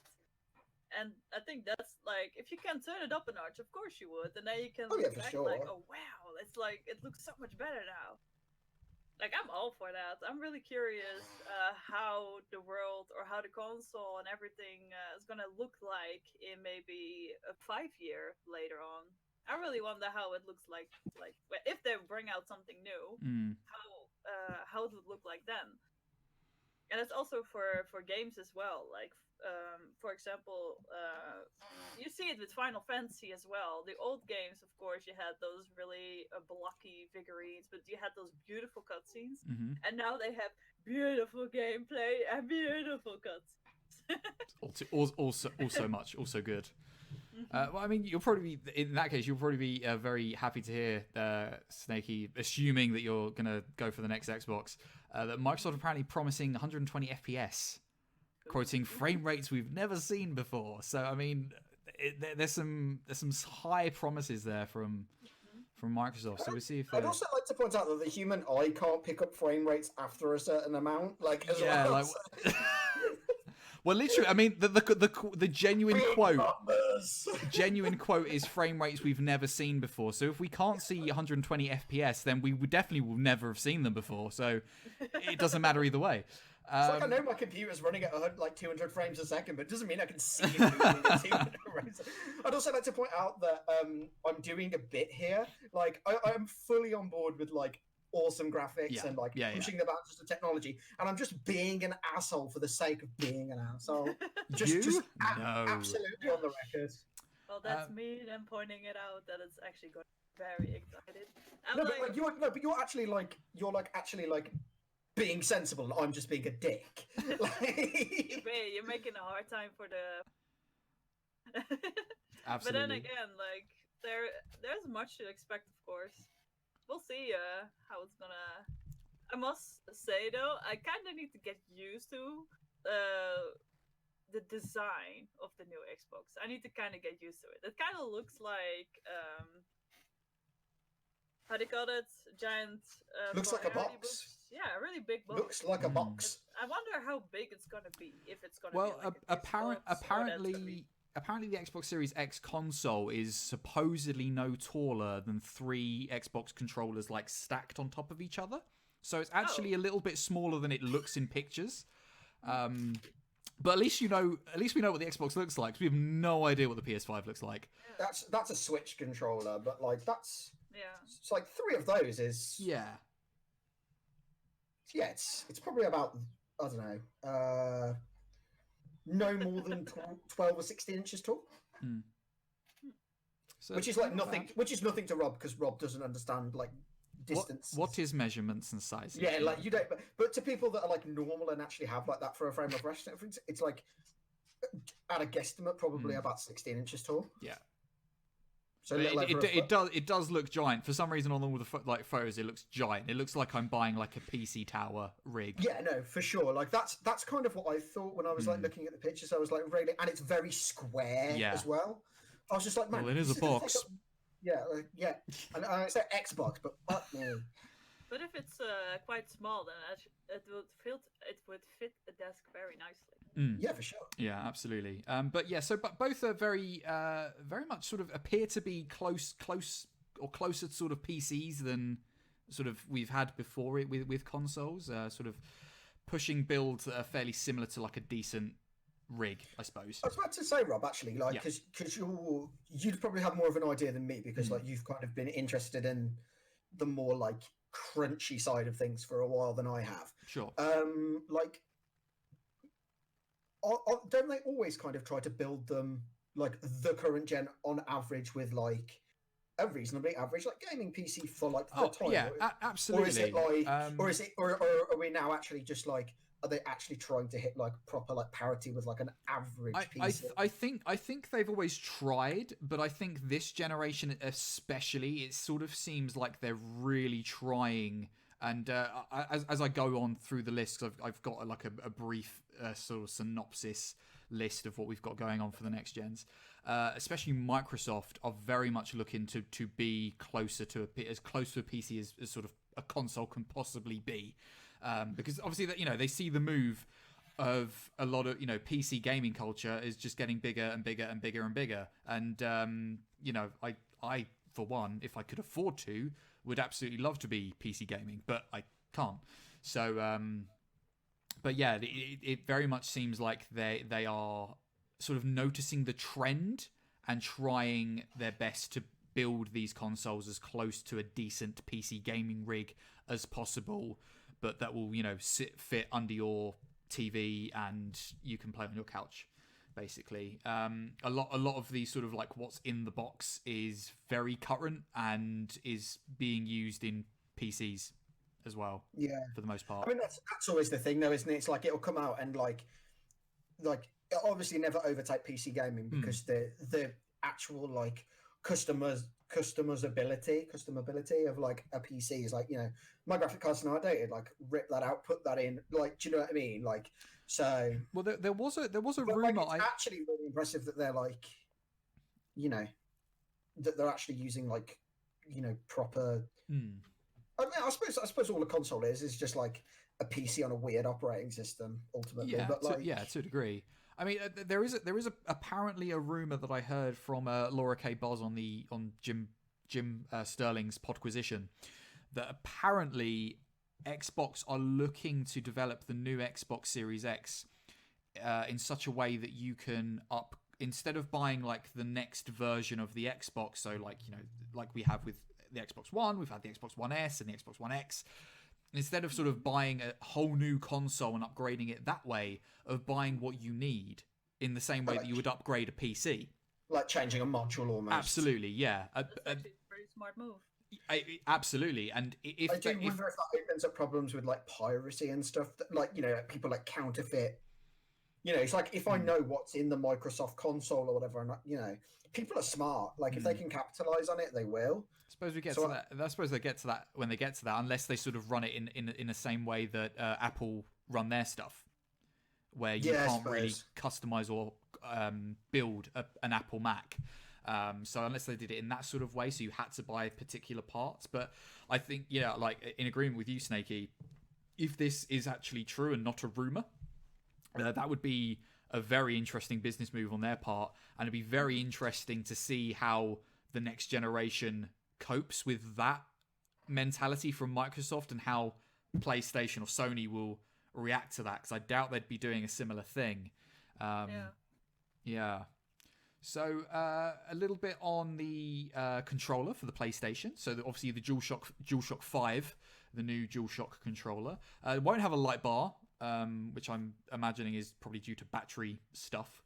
As the light bar was like nice, but didn't really do anything. I actually really like the light bar. I think sometimes like depending on the games you're playing, like it actually provides like useful information. Yeah. Like the light bar on the back. Oh, do you mean like that one there? Yes. Like that one there. Sorry, I thought you meant like the one that's actually on like the touchpad. No. Because like I really like the one on the touchpad, because like when you're on like Destiny or whatever, like you'd have like your super available. Like if you had the one on the front of your pad would light up orange, so you knew that you had your super, and it was like little gameplay like tells and stuff. Yeah.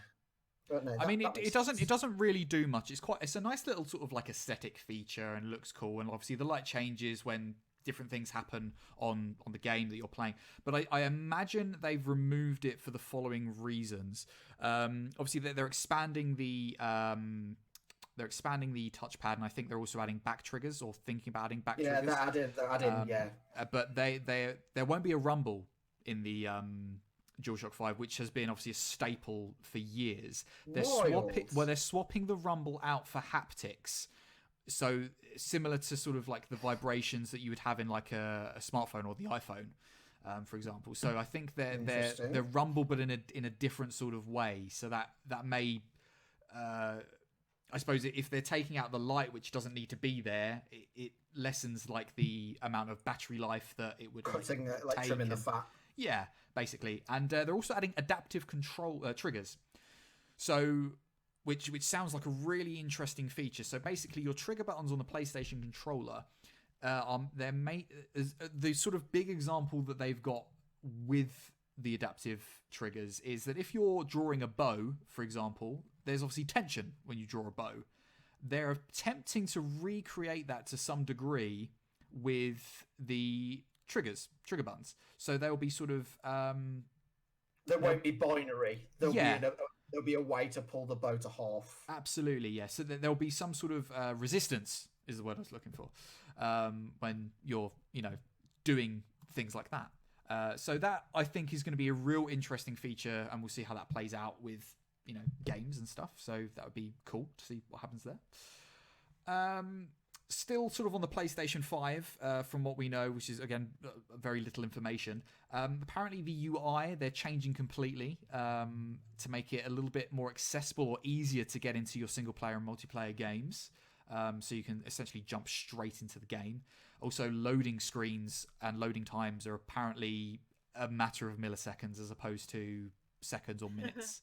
Was that I think it was the PlayStation that was like, PS4 Pro has a load time on Spider-Man of like 7 seconds, and then like on the 5 it's 0.7 seconds or something. Yeah, which there's like leaked footage that I think a journalist took at a press conference from Sony.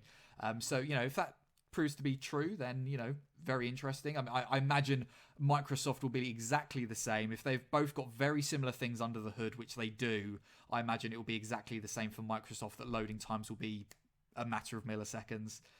And also PS5 are apparently really pushing their streaming capabilities on the console. I mean, I don't know what that's going to do for streamers. Not much, I imagine. But it's a nice little feature, I guess, that they've got. And I think it probably makes sense for Sony in some way, shape or form to have a more direct partnership with Twitch, in the same way that obviously Microsoft is very much tied into Mixer as its platform. Sure, yeah. Like, I think actually it kind of makes sense for Sony to be like, right, so here's the thing, like, like some sort of basic version of a Streamlabs, and like you can move the camera around and like have your chat here and there, and like you can do your overlays in your console. I mean, obviously it won't be as good as like as we have our overlays now. Like Rob's got this lovely overlay for our podcast or whatever, but like it'll be like better than, because like the fucking PlayStation overlay for streaming is god awful. It's really bad. It's bad. But then you don't have any of your alerts and stuff like that, so it's going to be interesting to see if it's even worth it for streamers to be using that application. If they're going to improve that a lot, I think for everybody that wants to start off with streaming but doesn't know really how to, that would be a good tool to just give it a try. Absolutely. Oh yeah, for sure. Yeah, I mean, it's 100% agree with you. Like, it's from that like accessibility, I think, standpoint that they're looking at it, of like, well, we make it this easy, so why not give it a try? And like you said, Snakey, it's a nice stepping stone, if anything, to get into it and give it a try, because why not? Yeah, exactly. Well, I mean, that was how you got through, wasn't it, Rob? Did you ever do that, Snakey? Sorry. Did you ever go from console, or I actually did. I used to when I noticed that my computer wasn't capable of doing what I want, I tried a couple of times doing it through my Xbox. It is all right, but you have to have kind of certain things to add a camera and such. You need to have Kinect and everything. I haven't really looked into that. It was more for me like, okay, I have a microphone. I can try it through my Xbox. So if my computer doesn't work, I just I use my Xbox, and that's kind of how I kind of went back and forth. Yeah. But it's also indeed a good way to just try out. If you just wanted to try, if you want to try streaming but you don't have much, then and your computer is not good enough to do it with, then you can use your console and just give it a try. And I'm pretty sure you can't add extras, of course, to your stream. You can't add overlays, you can't add your webcam because things, of course. But if you just have a mic and you have how do you call that, just your mic and your channel and such, then you can just see how it goes, and then from there you just look what your next step is gonna be. Yeah, it just gives you that starting platform. Yeah, exactly. Absolutely. So both consoles are reportedly going to be backwards compatible as well. Yeah. It's good to know Sony not shooting themselves in the foot again this time. Absolutely, yeah. Which they've done for the past 2 generations, sadly. But yeah, so we definitely know for certain that PS5 is at least backwards compatible to PS4, which will definitely be very helpful with this crossover of generations. But no word on whether it will be backwards compatible with PS1, 2, or 3 games, which I would really like to know. Xbox, on the other hand, completely compatible apparently. The Xbox Series X will be compatible with Xbox 360, and Xbox One games. So all the good news there from Microsoft. Really good. Even better news for Xbox, and I'd imagine it well, obviously, you're very much like in the PlayStation camp. I do most of my gaming on the PC, but for Snakey, they're even doing like forwards compatibility in a way, where apparently Cyberpunk have said that like if you buy Cyberpunk on your Xbox One, when you buy the Xbox X, you'll have a copy of Cyberpunk, like yeah, they'll upgrade it for you for free, as it were. Yep. Yeah, which is awesome.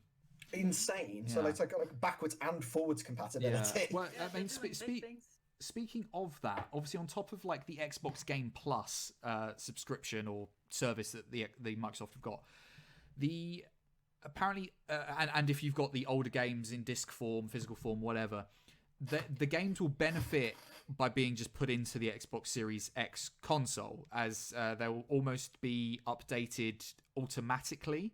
Like the quality of the games will be automatically updated just by putting them or playing them on the new console.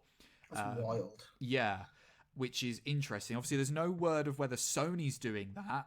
However, there is rumor from a patent that was spotted by Gear Nuke that Sony apparently, with the PS5, are working on emulating previous titles to update them. So I suppose in a similar way to what the Xbox Series X is attempting to do with updating its previous games, Sony are possibly also doing a similar thing, but we'll see.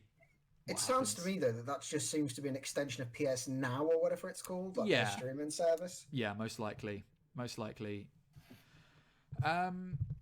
So yeah, both are apparently in the works with more VR stuff as well. Obviously, Sony did okay with their PlayStation VR, but it'd be interesting to see how it goes further. I think Microsoft are apparently in the works to do even more stuff with a potential VR system or but I mean, edition. They shipped the last gen with Kinect entirely and then killed Kinect. It's because Kinect sucked. Well, I mean, Kinect sucked, but like, do you know what I mean? Like, yeah. It made it difficult for like, as Snakey was saying, like Xbox streamers or whatever. Like, I remember a friend of ours, Old Man Renz, he streams like from his Xbox, so he did for a while, and he was saying, like the reason that he didn't have a cam was because that like he needed a Kinect adapter to like make the camera work, but because they discontinued Kinect, the adapter was like $250 because people were like, money. And like obviously just like try to capitalize on the fact that the thing was like hard to get because they weren't manufacturing them. Did the fall of Kinect like hurt you in any significant way, Snakey? Because you're like the only Xbox person I really know. So I don't have Kinect, so it didn't harm me in any way. Hell yeah! Oh, Matt, y'all remember this? Xbox on. Oh man. Yeah, like I one dude's Xbox just turned on. Rob, I didn't look into You're welcome. it in Kinect. I was like, well, if I can't use my webcam on my Xbox, then I don't use it all. I was like, I don't know. I felt fuck Bill I, Gates. I felt completely fine with just like having only my voice and just trying to do what I do. No, And you I do it don't. very well. Thank you. So I'm doing my best. So with the sort of last sort of nuggets of information, and mostly from the Microsoft camp, all of which sound very, very interesting. Obviously, I think Microsoft announced, I think last year, they're working on something called Project X Cloud, which is a sort of cloud service for Microsoft and Xbox, where they're basically allowing you to stream games and media to connected devices. I think there's been footage of people, playing Xbox One games on their phone and stuff like that. So apparently, be going in hard with this Project X Cloud, and also Windows mode. There's an apparent Windows mode for the new Xbox, which will allow you on your console to connect to applications like Steam and Epic Game Store. That's only a rumor, that is, though, I think, that windowed mode. Yeah, absolutely. So when I was reading, because I think, like, obviously you've sent us all the same sources and stuff. Yes. I think that was the thing that was, like, heaviest in sort of, like, parentheses, as it were. So, like, it might allow you to connect to Steam. Yeah. But of that cloud for Microsoft, I think. If you think about it, like how many people would play their games on a phone, or like I can get it for Switch, but for like devices as your telephone and such, I'm just like. In all fairness, though, Snakey, so like Rob lived abroad for a while, like working. And like one of a feature of the PlayStation is very similar, and he used to play like PlayStation games like while he was in Italy on his laptop, because like the service like connected through, and he could like basically stream, So I suppose it gives you just that portability. It was like if you know that you're going to be away from home or whatever, having access to your like console or whatever is kind of cool. Yeah, it was the same. Like when I was touring the UK and in Italy, like you said, just being able to, it's just an application on my laptop that you just connect. I connected to my console via the internet and just played like that. Okay, yeah, I looked a little bit to like the smaller picture. I looked at more like. Oh, you mean like more like a mobile? Than through any other else, but like. I don't know. I'm not very much a fan of playing games on your phone, because it kind of takes away. Like, let's be real, Snake. If you could play Sea of Thieves on your mobile, you'd never get anything done. Yeah, exactly. But also, I would not speak to anyone. I would just be totally closed off from. Can you leave me alone, please? Stop I'm trying on to this call voyage. me. I'm playing fish. Let me catch my fish, damn it. Yeah, just see it like you're trying to fish in a game, and then you have those WhatsApp messages popping up like yo response. Fuck off, go away. But you can't close the game because then you lose your fish, for example. You're just like hang on, just this one time, just close the game and just delete WhatsApp. I suppose though, if anything, they're trying to have some sort of competition.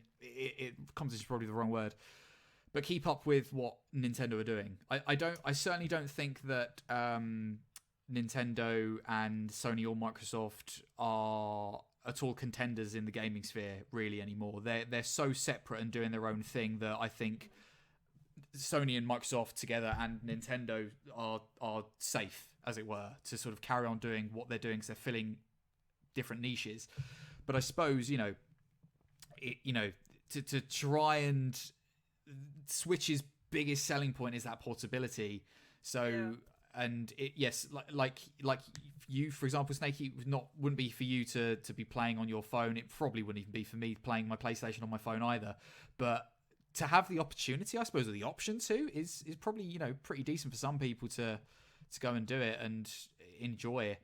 And why not? I guess as long as it works. That's the main thing. If it actually works, sure. If it doesn't, stop wasting your time. Yeah.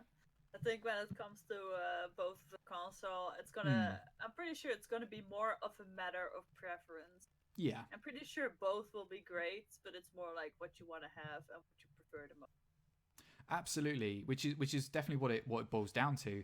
And I think as well, obviously Microsoft have been very much out of the gate. Here's what we're doing. Here's everything you need to know, and they've even given a hint of what exclusive to expect on the new console. So we've obviously got a new Halo game coming. We know that. Senua's a new game in the Senua series by Ninja Theory as well is coming out, and things like that.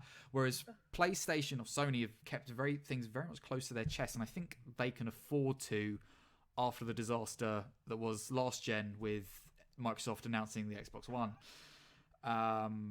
So it's going to be interesting to see what happens. But I think Xbox very much feel like they're having to prove themselves this generation. And no wonder. But I think so far they're doing pretty well. I think the statistic, just to paint a picture for people that might not necessarily know, I think this was a few years ago, so obviously these stats are probably outdated. But at one point in time, PlayStations versus Xboxes, the new Xbox system in America, the PlayStation sales figures were something ridiculous, like a 5-to-1 ratio. It was absurd. It was just obviously, they both sold more than enough units to be profitable, and obviously have large communities and stuff. We're talking millions of units or whatever, but the Sony, the PlayStation outsold the Xbox at a tremendous rate. Well, the stats still aren't that far off. Even sort of more recent stats, the Nintendo Switch has sold more than the Xbox One. So their marketing campaign during 2013 really hurt them. It really, really hurt them. And it's not to say that, they've steadily been doing a little bit better. Microsoft, I think, have made a few better decisions in the last few years than Sony has, especially with the Xbox Game Pass, and they have without a shadow of doubt got the most powerful console on the market at the moment, and things like that. But that initial 2013 announcement hurt them a lot, and they didn't help themselves for quite a while as well, forcing the Kinect on people and then completely dropping it, which obviously lowered the price point, because I think PlayStation 4 was cheaper than the Xbox One. They've had little to no exclusives as well, which really made them suffer. And even their exclusives aren't exclusives, because obviously you've got access to them. I play with the Snakey, and she plays on the Xbox, and I play on the PC. When we play But that is that. But again, as I was saying, last couple of years, that's one thing that's definitely been helping them, is that Microsoft have Rob, been. Yes. Snake, I think Snakey was trying to make a point, but we both jumped over. Oh, sorry. So I just kind of want to make sure Snakey. Sorry, yeah. Before I lose it in my brain, but I think that's also the time when everybody kind of clashed too. PS4 is better. Oh, Xbox One is better. Yeah. Gaming is gaming, guys. Console wars. Absolutely. Wars, yeah. But that's what I wanted to note. I think around 2013 when they made that mistake, I think that's when also the console heat kind of turned up a lot. And I'm pretty sure they're trying to make up for it now. Hopefully they do. As far as I'm very pleased with my Xbox One. Yeah. You never know what's going to happen next, of course. But they did a really good job with that Game Pass, because I've been using it now for a while, and I'm very happy with it. Yeah, I've literally heard nothing but good stuff about that Game Pass as well. And it is, from what I've seen, because obviously my friends have got Xboxes as well, and I sort of keep an eye on what they've got going on with it. And it's so much better than the PlayStation Network with what it offers, and I think even PlayStation Now, which is a similar subscription to Game Pass. That being said, the last couple of things they've added to Now have been really good. Yeah. They did Horizon, they added The Last of Us, they did quite a few things, but I think they've realised that Xbox have really hit the gold mine. Oh, absolutely. They're now scrambling to play catch up with that kind of service. Yeah, hands down. So, I think the future's looking very bright for Microsoft with the Xbox One. I just kind of hope that Sony's arrogance doesn't take over, with them holding things close to their chest and then sort of fucking up and sort of giving it away, as it were. I was actually literally just about to say that. It's I do wonder if Sony, because the campaign for like Xbox One is almost reminiscent of what's happening now, where it's like we didn't know anything about the Xbox One for like a considerable amount of time, but like the Xbox 360 hands down won that console war. Absolutely, yeah. Like in terms of like like in terms of like on like a more like capitalist front of like sales units and that sort of thing, like the Xbox wiped the floor with the PS3. Like so, and then I'd imagine like Sony, like Microsoft got big to their boots, and then Sony were like, "Shit, we need to make changes." And I'm just wondering if we're kind of doomed to almost repeat the same mistakes again backwards, where PS4 it genuinely would surprise me. We've had this for years with Nintendo, Sony, and Microsoft. So we had it back in like the mid 90s when we had the PlayStation 1 come out, and Nintendo, in their sort of arrogance, were like, "Here's the N64, great console, but it had cartridges." Whereas the PlayStation had CD-ROM, which was a lot better. You could fit a lot more on there, and they won. Then, Sony's arrogance continued with the PS2 and stuff. And when the next gen, PS3 and 360 came out, in Sony's arrogance, they were like, here's the PS3, which was like really, really expensive, quite hard to develop on, had a lot of features that were really specific and came out a year after the 360 came out, and Microsoft were like, hey, here's the 360, it's dope, you should buy it, and it's real cheap, and comes out a year. Is one of the best consoles ever. Hands down. So like and the 360 did really well. It made me, who was a Sony PlayStation 1, PlayStation 2, I jumped ship and bought a 360 because there's also games on there that I wanted to play, like Gears of War and Oblivion. And then I think like we've had with last gen, again, Microsoft had the arrogance of the 360 is one of the best-selling consoles of all time. Here's the Xbox One, fuckers. And everyone was like, but you're not really talking to the gamers, though, are you? And then Sony were obviously like, it's for the players. And everyone was like, yo! So, and we, and same with Nintendo as well. After the Wii, which did really well, the Wii U crashed and burned and died. And what is the Wii U? Wii U? I saw a exactly. I saw a picture the other day of the Wii U, and like, I mean, obviously, like I knew that it was shit, but like I couldn't like picture it in my head, and then now I understand why it bombed so badly. Yeah. The analog sticks are above the screen, like below, like, and the buttons are below. Like, what fucking blind dickhead designed this? Like, what? Can we just all agree that the best part of Wii U was Wii U Sports, and that's about it? Oh no! Like, there was golfing. That's Wii, isn't it? Like the Wii, with like rather than like the Wii U, which was like the little okay. The little handheld. Oh my god! Like it was just an absolute fucking mess of a console. But that's it though. It's the sheer arrogance of who won the last generation can be the downfall for the next generation. It wasn't a case that the Xbox One was a bad console. It's obviously not, and never was. It was the marketing where they were like, it's a media player. It's for the family. What about video games? What? No, they didn't mention video games for months when they were marketing it.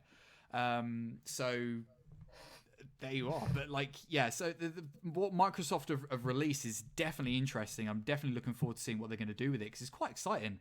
I mean, it's an exciting time anyway because it's new consoles. But yeah, I think, like you said, Snakey, I hope that both do well. Don't sort of mess up anything, but I don't think Microsoft will. I think if anyone's going to fuck up, it's going to be Sony if they let the arrogance take them, and they'll make some weird decision. But fingers crossed, it won't happen, and there won't be bros on both camps being they kind of need to be wary of what they're gonna put out because cancel culture is like a big thing nowadays. Yeah. It used to be a less heated than it was before, but nowadays, if you fuck up, people will come after you big time. Yeah. So you just need to be ready for anything. You also see this with games, for example. If it lacks anything, people already just nope out right away. You just need to be ready for anything. I must admit, though, actually, I do enjoy a good redemption story, and we've talked at length about Sea of Thieves. and that in itself is kind of like that redemption story of Yeah, like, a little bit, yeah. and the same with like No Man's Sky as well. Like, that was a mess, and like now people are. It's just like strength to strength, and like, you know, I suppose it just goes to show that sometimes, it's not right to release a game that might not necessarily be like what you want it to be. But like, fucking fair play to like these developers that actually like are like, okay, this wasn't right, but here we go. I'm going to fix it. I heard that they fixed a lot with Anthem because Anthem had just like Anthem crashed right away. Yeah, Anthem, the Destiny killer, I do believe the term was thrown around. Yeah, well, apparently they're working on it now, aren't they? Anthem, apparently, you know, what? They're still working on it. Yeah, it like obviously died a death, but now apparently, it's being worked on or getting a redesign, as Blue Fox has said. Yeah. It played pretty well. I remember I played the demo with Blue, but it was a lot of fun. Like, I loved it a lot. But it was like it played, you know, felt nice, but I don't know. There was just kind of something lacking. I can't quite put my finger on what was lacking about it, but it was like very technically good and it was very polished. What I heard, it was lacking of content. Was that? Sorry, I think your mic dropped a bit. Lacking of content. I thought that was one of the main things too. Yeah. It was Maybe that'll be it then, and in a similar arc to like a No Man's Sky into a Sea of Thieves in a couple of years' time, we'll be talking about, you know, the redemption of Anthem, I suppose. Who knows? Yeah, we'll see. So I suppose, sort of just to finish up a little bit, what are your guys' hopes for the next generation? Obviously, it's very exciting. It's very, very close.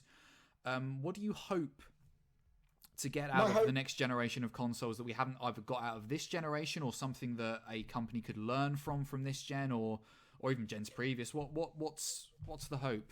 Just a real quick touchstone, and it's a bit of a jokey point, but what I really, really hope is that the PlayStation 5 doesn't look like that. Yeah. Yep. It's so ugly. Yep. It is. Like somebody took a PS4 and then fucking cut a U shape out the front. That dev kit is bad looking. I mean, in all fairness, though, I did Google the PS4 dev kit just to see like how closely they resemble each other, and they don't. In all fairness, Okay. like the PS4 dev kit looks like a VCR player. Sure. Like, so I mean, there is still hope, but goddamn, if it comes out and it looks like that, I'm just not going to buy it on principle. I'm just going to buy an Xbox. Like, I'm just going to buy an Xbox. Yeah, it does look good. The Xbox does look good. It's really nice. It's a very nice looking console. But if that fucking PlayStation looks like that, I'm just not buying it. But no, you heard it here first. PlayStation 5 cancelled. In all fairness, though, like, you know, I've been between camps. I've been Xbox and I've been PlayStation, and I've been PC as well. So, you know, it's just what, you know, earn my money almost is sort of my general, you know, the lack of exclusivity on the Xbox was kind of what kind of made me jump back over to PlayStation. So, you know, like, I think what I'd like to see from Microsoft especially is is a jump up in titles that I kind of want to play, that kind of actually make me go, similar to back in the 360 days where they had, like, you know, Gears of War and all that sort of stuff, where it's like, oh shit, I need to play that. Like, for the Xbox, there just wasn't that many games. That's what I mean. What games were exclusives, you know, you can get on the PS, you can get on the PC. I mean, almost counter to that point, in a weird kind of switcheroo, is that I hope that we sort of get away from like console exclusivity. Like, I'd like to be able to, like, I know obviously they've done it with like the new Call of Duty, that, you know, I can play with Snakey, like, and we've done it, like, I've played on my PlayStation and Snakey's played on her Xbox and Blue's played on his PC, and we've all played together on different platforms and played in the same game. More of that, please. Yeah, and and that's the other thing I want. It's like, you know, I want more of that.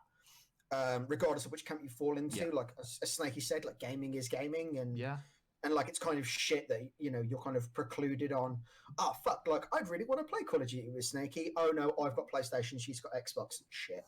Do you know what I mean? Like, I want more of that, where it's kind of open and. That's it. Though. Like, that's, you know, it's so simple. But yeah, you know, gaming is gaming. Absolutely. Like, keep it simple, stupid. Gaming is gaming. Prisonersnakey 2020. Yeah, I kind of stole that from a meme. we're gonna put that on a goddamn t-shirt. Yeah, UndeadGamingCast merch. Just a picture of Prisonersnakey. Basically, just gaming is gaming. Yeah, so I think that's kind of what I want. I want to see Microsoft like actually bring more to the table in terms of like better exclusives, and also not like what was the game? Dragon something. Scalebound. Scalebound, like not just like hyper developing a game for fucking ages and then just and getting people excited and then cancelling that was bullshit, man. That game like looked real good. Actually, like commit to your projects a bit, like and that. And so that's kind of what I want to see from Microsoft. From Sony, I want to see. I kind of want to see a bit more of a simpler take on some things like interfacing and things. Which is obviously something that they said that they're working on, but like, you know, sometimes the rigmarole of like getting into a party and like sending messages and like you can't like I've got like 600 messages on my PlayStation because unless you deleted them as you received them, there's no way to like just click select or delete. Do you know what I mean? Like little things, like just like little quality of life. Like I just want to see some like common sense quality of life stuff from the PlayStation. It's definitely stuff like that Xbox have done infinitely better really well. Since you know online gaming really became a thing, which I think they pushed mostly on consoles. It's kind of wild though when you think about it. It's like because between like PlayStation's game offerings and Microsoft's like quality of life choices, there's actually a really good console in there somewhere. Like so, and yeah, and then what I want to see continuing from Sony obviously is that continuation of really strong. Exclusives, like strong first party titles, you know, your Last of Us, your like Horizon Zero Dawns, those, you know, I want to see more of that stuff. Dope. Snakey. Well, well, what I definitely hope Microsoft is that they're gonna add more exclusive. I'm pretty sure that they're really lacking of that. Yeah. And also more crossplay with PC gamers because there is just very little games that I can play with other people because I'm on Xbox and most people are on the PlayStation or PC. So I would love to see more crossplay, even if it's just PC and Xbox. I would love to see that more. Other than that, I don't know. I'll let surprise myself. I just don't really have much in common with Sony. I never touched, like, I did used to play on my friend's PlayStation, but that's about it. That's been like when I was a kiddo. I think it was the PlayStation 2. We were playing back in the days Spyro. Yeah. Also, back in the days, I thought Spyro was so beautiful, and now they remastered it, of course, and now I'm just like, so pretty. Spyro still, like even the PS1 Spyro still such a pretty game. Like for its, you know, just the color palette's like so brave. It's so good. Yeah, it's good. It's very unique too. I love it. But yeah, that's basically. I don't really have much like. I just let myself surprise. Like usually, if you have so much expectations and they don't all get up to that, then you kind of get bummed out. Like usually, I just let myself surprise and be like, "Oh, this is nice. This is extra. Oh yeah, let's get it on." Okay, so a slightly different take on the question then is, if Sony what would it take to make you jump camp? Ooh. Nothing, because I like the control. I must admit, like I think that was my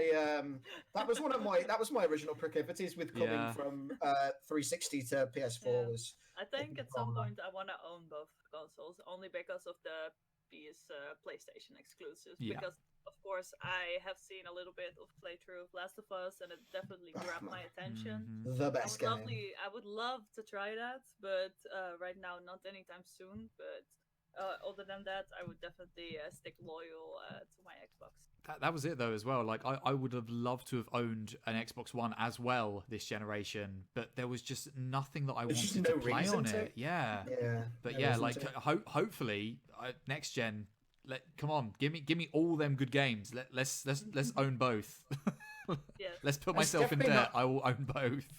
It's definitely not like Microsoft don't have the resources to either. Like it's Microsoft, like one of the biggest companies on the planet. Like, you know, they've definitely got the resources to like develop good. Like I know they've got it in them. Like they, you know, the minds behind Gears of War and Halo and all these kinds of like mad games. Like, just fucking step up. Mm-hmm. Yeah. Awesome. Cool. I don't think I've got much to add on that. You guys have basically said it all, I think, really, for me anyway. Snakey, So, you crushed it. yeah, absolutely. So, yeah, let's just enjoy, I think, the next generation, hopefully. And as Snakey said, gaming is gaming, and Gaming is gaming. Prisonersnakey 2020. let's just fucking enjoy it. Let's just enjoy it, y'all. I'm a millennial. Absolutely. Gaming is gaming. Wonderful. So we have overstayed our welcome a little bit. Do apologise. Just so invested in the discussion and the conversation. And it's also been quite a while since we've done a cast with more than just myself and Josh. So, well, I suppose we got to the start. Oh, actually, hang on. Just very, very quickly, we did have some community feedback. I did a poll. We are so bad at podcasting. We are literally did a poll. Asking the community what they're hoping for, or what their preference may be for the next generation, and we have had 8 votes for the Xbox and 6 for the PS5. So Xbox winning in the poll there. Just a little bit. Crushing it. That says it all. Crushing it by 2 votes on our tiny little podcast. You heard it here. You heard it here. PS5 cancelled. Xbox One Series X, whatever, PS1 wins cancelled. it. Also had some comments from Katie Ashton, who's a friend of the show. She's hyped to see what exclusives the Xbox gets, and hope that they get an improvement on Halo 5. As it was a tad disappointing, to say the least. We also had on Twitter James Gray, a friend of the show, said that he's looking forward to the Xbox. Oh, no, hang on. No, sorry. Right, so Xbox. They seem to be far ahead in tech advances, in his opinion. It feels like they are appealing to gamers more with the ability to cross-play / play games across PC and Xbox, which we've mentioned, and I absolutely would agree. So it goes on to say, not that I hate the PlayStation, fantastic company exclusives, but they just lately feel a little disconnected from the gamers, which I kind of would agree with. I wouldn't have many arguments against that, especially in recent years. Like I've said, I think Xbox have been doing a little bit better for their community and their gamers. But he goes on to say, but I'm looking forward to seeing more details about PlayStation 5. Could be my much awaited return to PlayStation. So yeah, thank you guys very much for connecting with us on social media with the poll and your comments. We really, really do appreciate it, and I'm sure we'll have another community question for you for the next show. So, well, Josh, who are you? What do you do? Where can we find you on the internet? I don't know. Oh, and what can we expect next month? Dude, I don't know what day of the week it is, let alone who I am. Right. I am SingularityJosh. You can find me streaming sporadically, occasionally, video games of various shapes, colours, occasionally painting models, things like that. I must admit, I'm bad at streaming now. I've been really, really off schedule, mostly due to health reasons and stuff. But you can still occasionally catch me play. I did a World of Warcraft stream the other day and stuff. So I am around. The content that I can absolutely 100% commit to is that every other Tuesday, so it would be the first and third Tuesday of the month, obviously calamities and birthdays and things permitting, is we are playing Dungeons & Dragons live on twitch.tv/SingularityJosh. I'm joined by the awesome Undead Gamer as part of my cast. We've got Alex, Beth, and Catherine, who are some of my nearest and dearest and oldest friends. We're currently running through like a session 0, sort of 0.5, before we enter the world of Nyx, which is a world of my own creation, which I've worked. Rob will tell you, like, I've been sending him stuff for like about 6 weeks solidly now, just like here is lore and history and things. Clogging up my inbox, my god. Yeah, no, there is a lot of info, and I've written it all, so I'm very excited to play. Roll 4. So you can catch that next Tuesday at 7 p.m. That's Tuesday the 3rd. It is Tuesday. Aside from that, you can catch me on everything else at /SingularityJosh. And if you're into models and like things like that, you know, board games and shit, you can also follow me on Instagram at SingularityPaints. Wonderful. Snakey, who are you? What do you do? And where can we find you on the internet? And what can we expect from you this month as well? Who am I? I don't know who I am. No, I'm Prisonersnakey. I actually become recently a almost full-time Sea of Thieves streamer. So if you want to see us sink people, you want to see us? See us goofing around, me proposing to random people that I see up in the seas, then you can find me on twitch.tv/Prisonersnakey. If you want to see more of my face and random stuff that I take pictures from, always, you can always find me on Instagram with the same name, Prisonersnakey. And I used to do YouTube. I'm actually considering quitting it, so I'm not sure if you can find me with youtube.com/prisonersnake. That is actually my first OG name, but I had to curl it up a little bit, so that's now Snakey. But there are still videos out there, so if you want to see some random videos that I ever made, I made some hair dye tutorials, I did stuff with my friends, I have a couple of highlights for my stream as well on there, so if you want to see that, then you're more than welcome to. I have Twitter, that's where I always update when I go live or when I feel whatever, like, rant my thoughts, where Twitter is for, just to put the most random stuff on it. Also, twitter.com/prisonersnakey. It's mostly all the same besides my YouTube, so that's where you find me. Yeah. I'm also part of the stream team, The Electric Garden, that is set up by Kiwi. You can also find me there. We're a very loving and awesome stream, so much love. And yeah, that's I think all I can think of right now. Awesome. Rob, where can we find you on the internet? Awesome. Yeah, where can we find you? Oh my word. So I'm Rob, I want to watch you on the internet, Rob. So I'm the Undead Gamer. Obviously, if you're watching here live, then you've already found me. Thank you. But I am a streamer. I stream most days, well, I say most days, at least 3 times a week on twitch.tv/theundeadgamer. What you can expect from us this month of March is certainly more Bioshock 2. And I'm hoping as well, after we're done with Horizon Zero Dawn, which won't be long, I want to pick up and play Call of Cthulhu and scare our balls off. And you can also expect more Gwent as well. And hopefully some stuff in the future. We keep mentioning or vaguely mentioning some sort of content that me and Josh are going to start doing on my channel. Hopefully next month will be the time, but we'll see. So you just need to send me a message, dude. Yeah, absolutely. Absolutely. So yes, so you can find me there, or you can also find me on social medias on Twitter, Facebook, and Instagram at the Undead Gamer, gamer without the E, for all sorts of shenanigans and nerdy updates and things that this, that, and the other, and words and such and things. So and obviously, as Josh said, on Roll 4, which the next episode will be on the 3rd of March, so next week Tuesday. The next Undead Gaming Cast is on the 31st of March.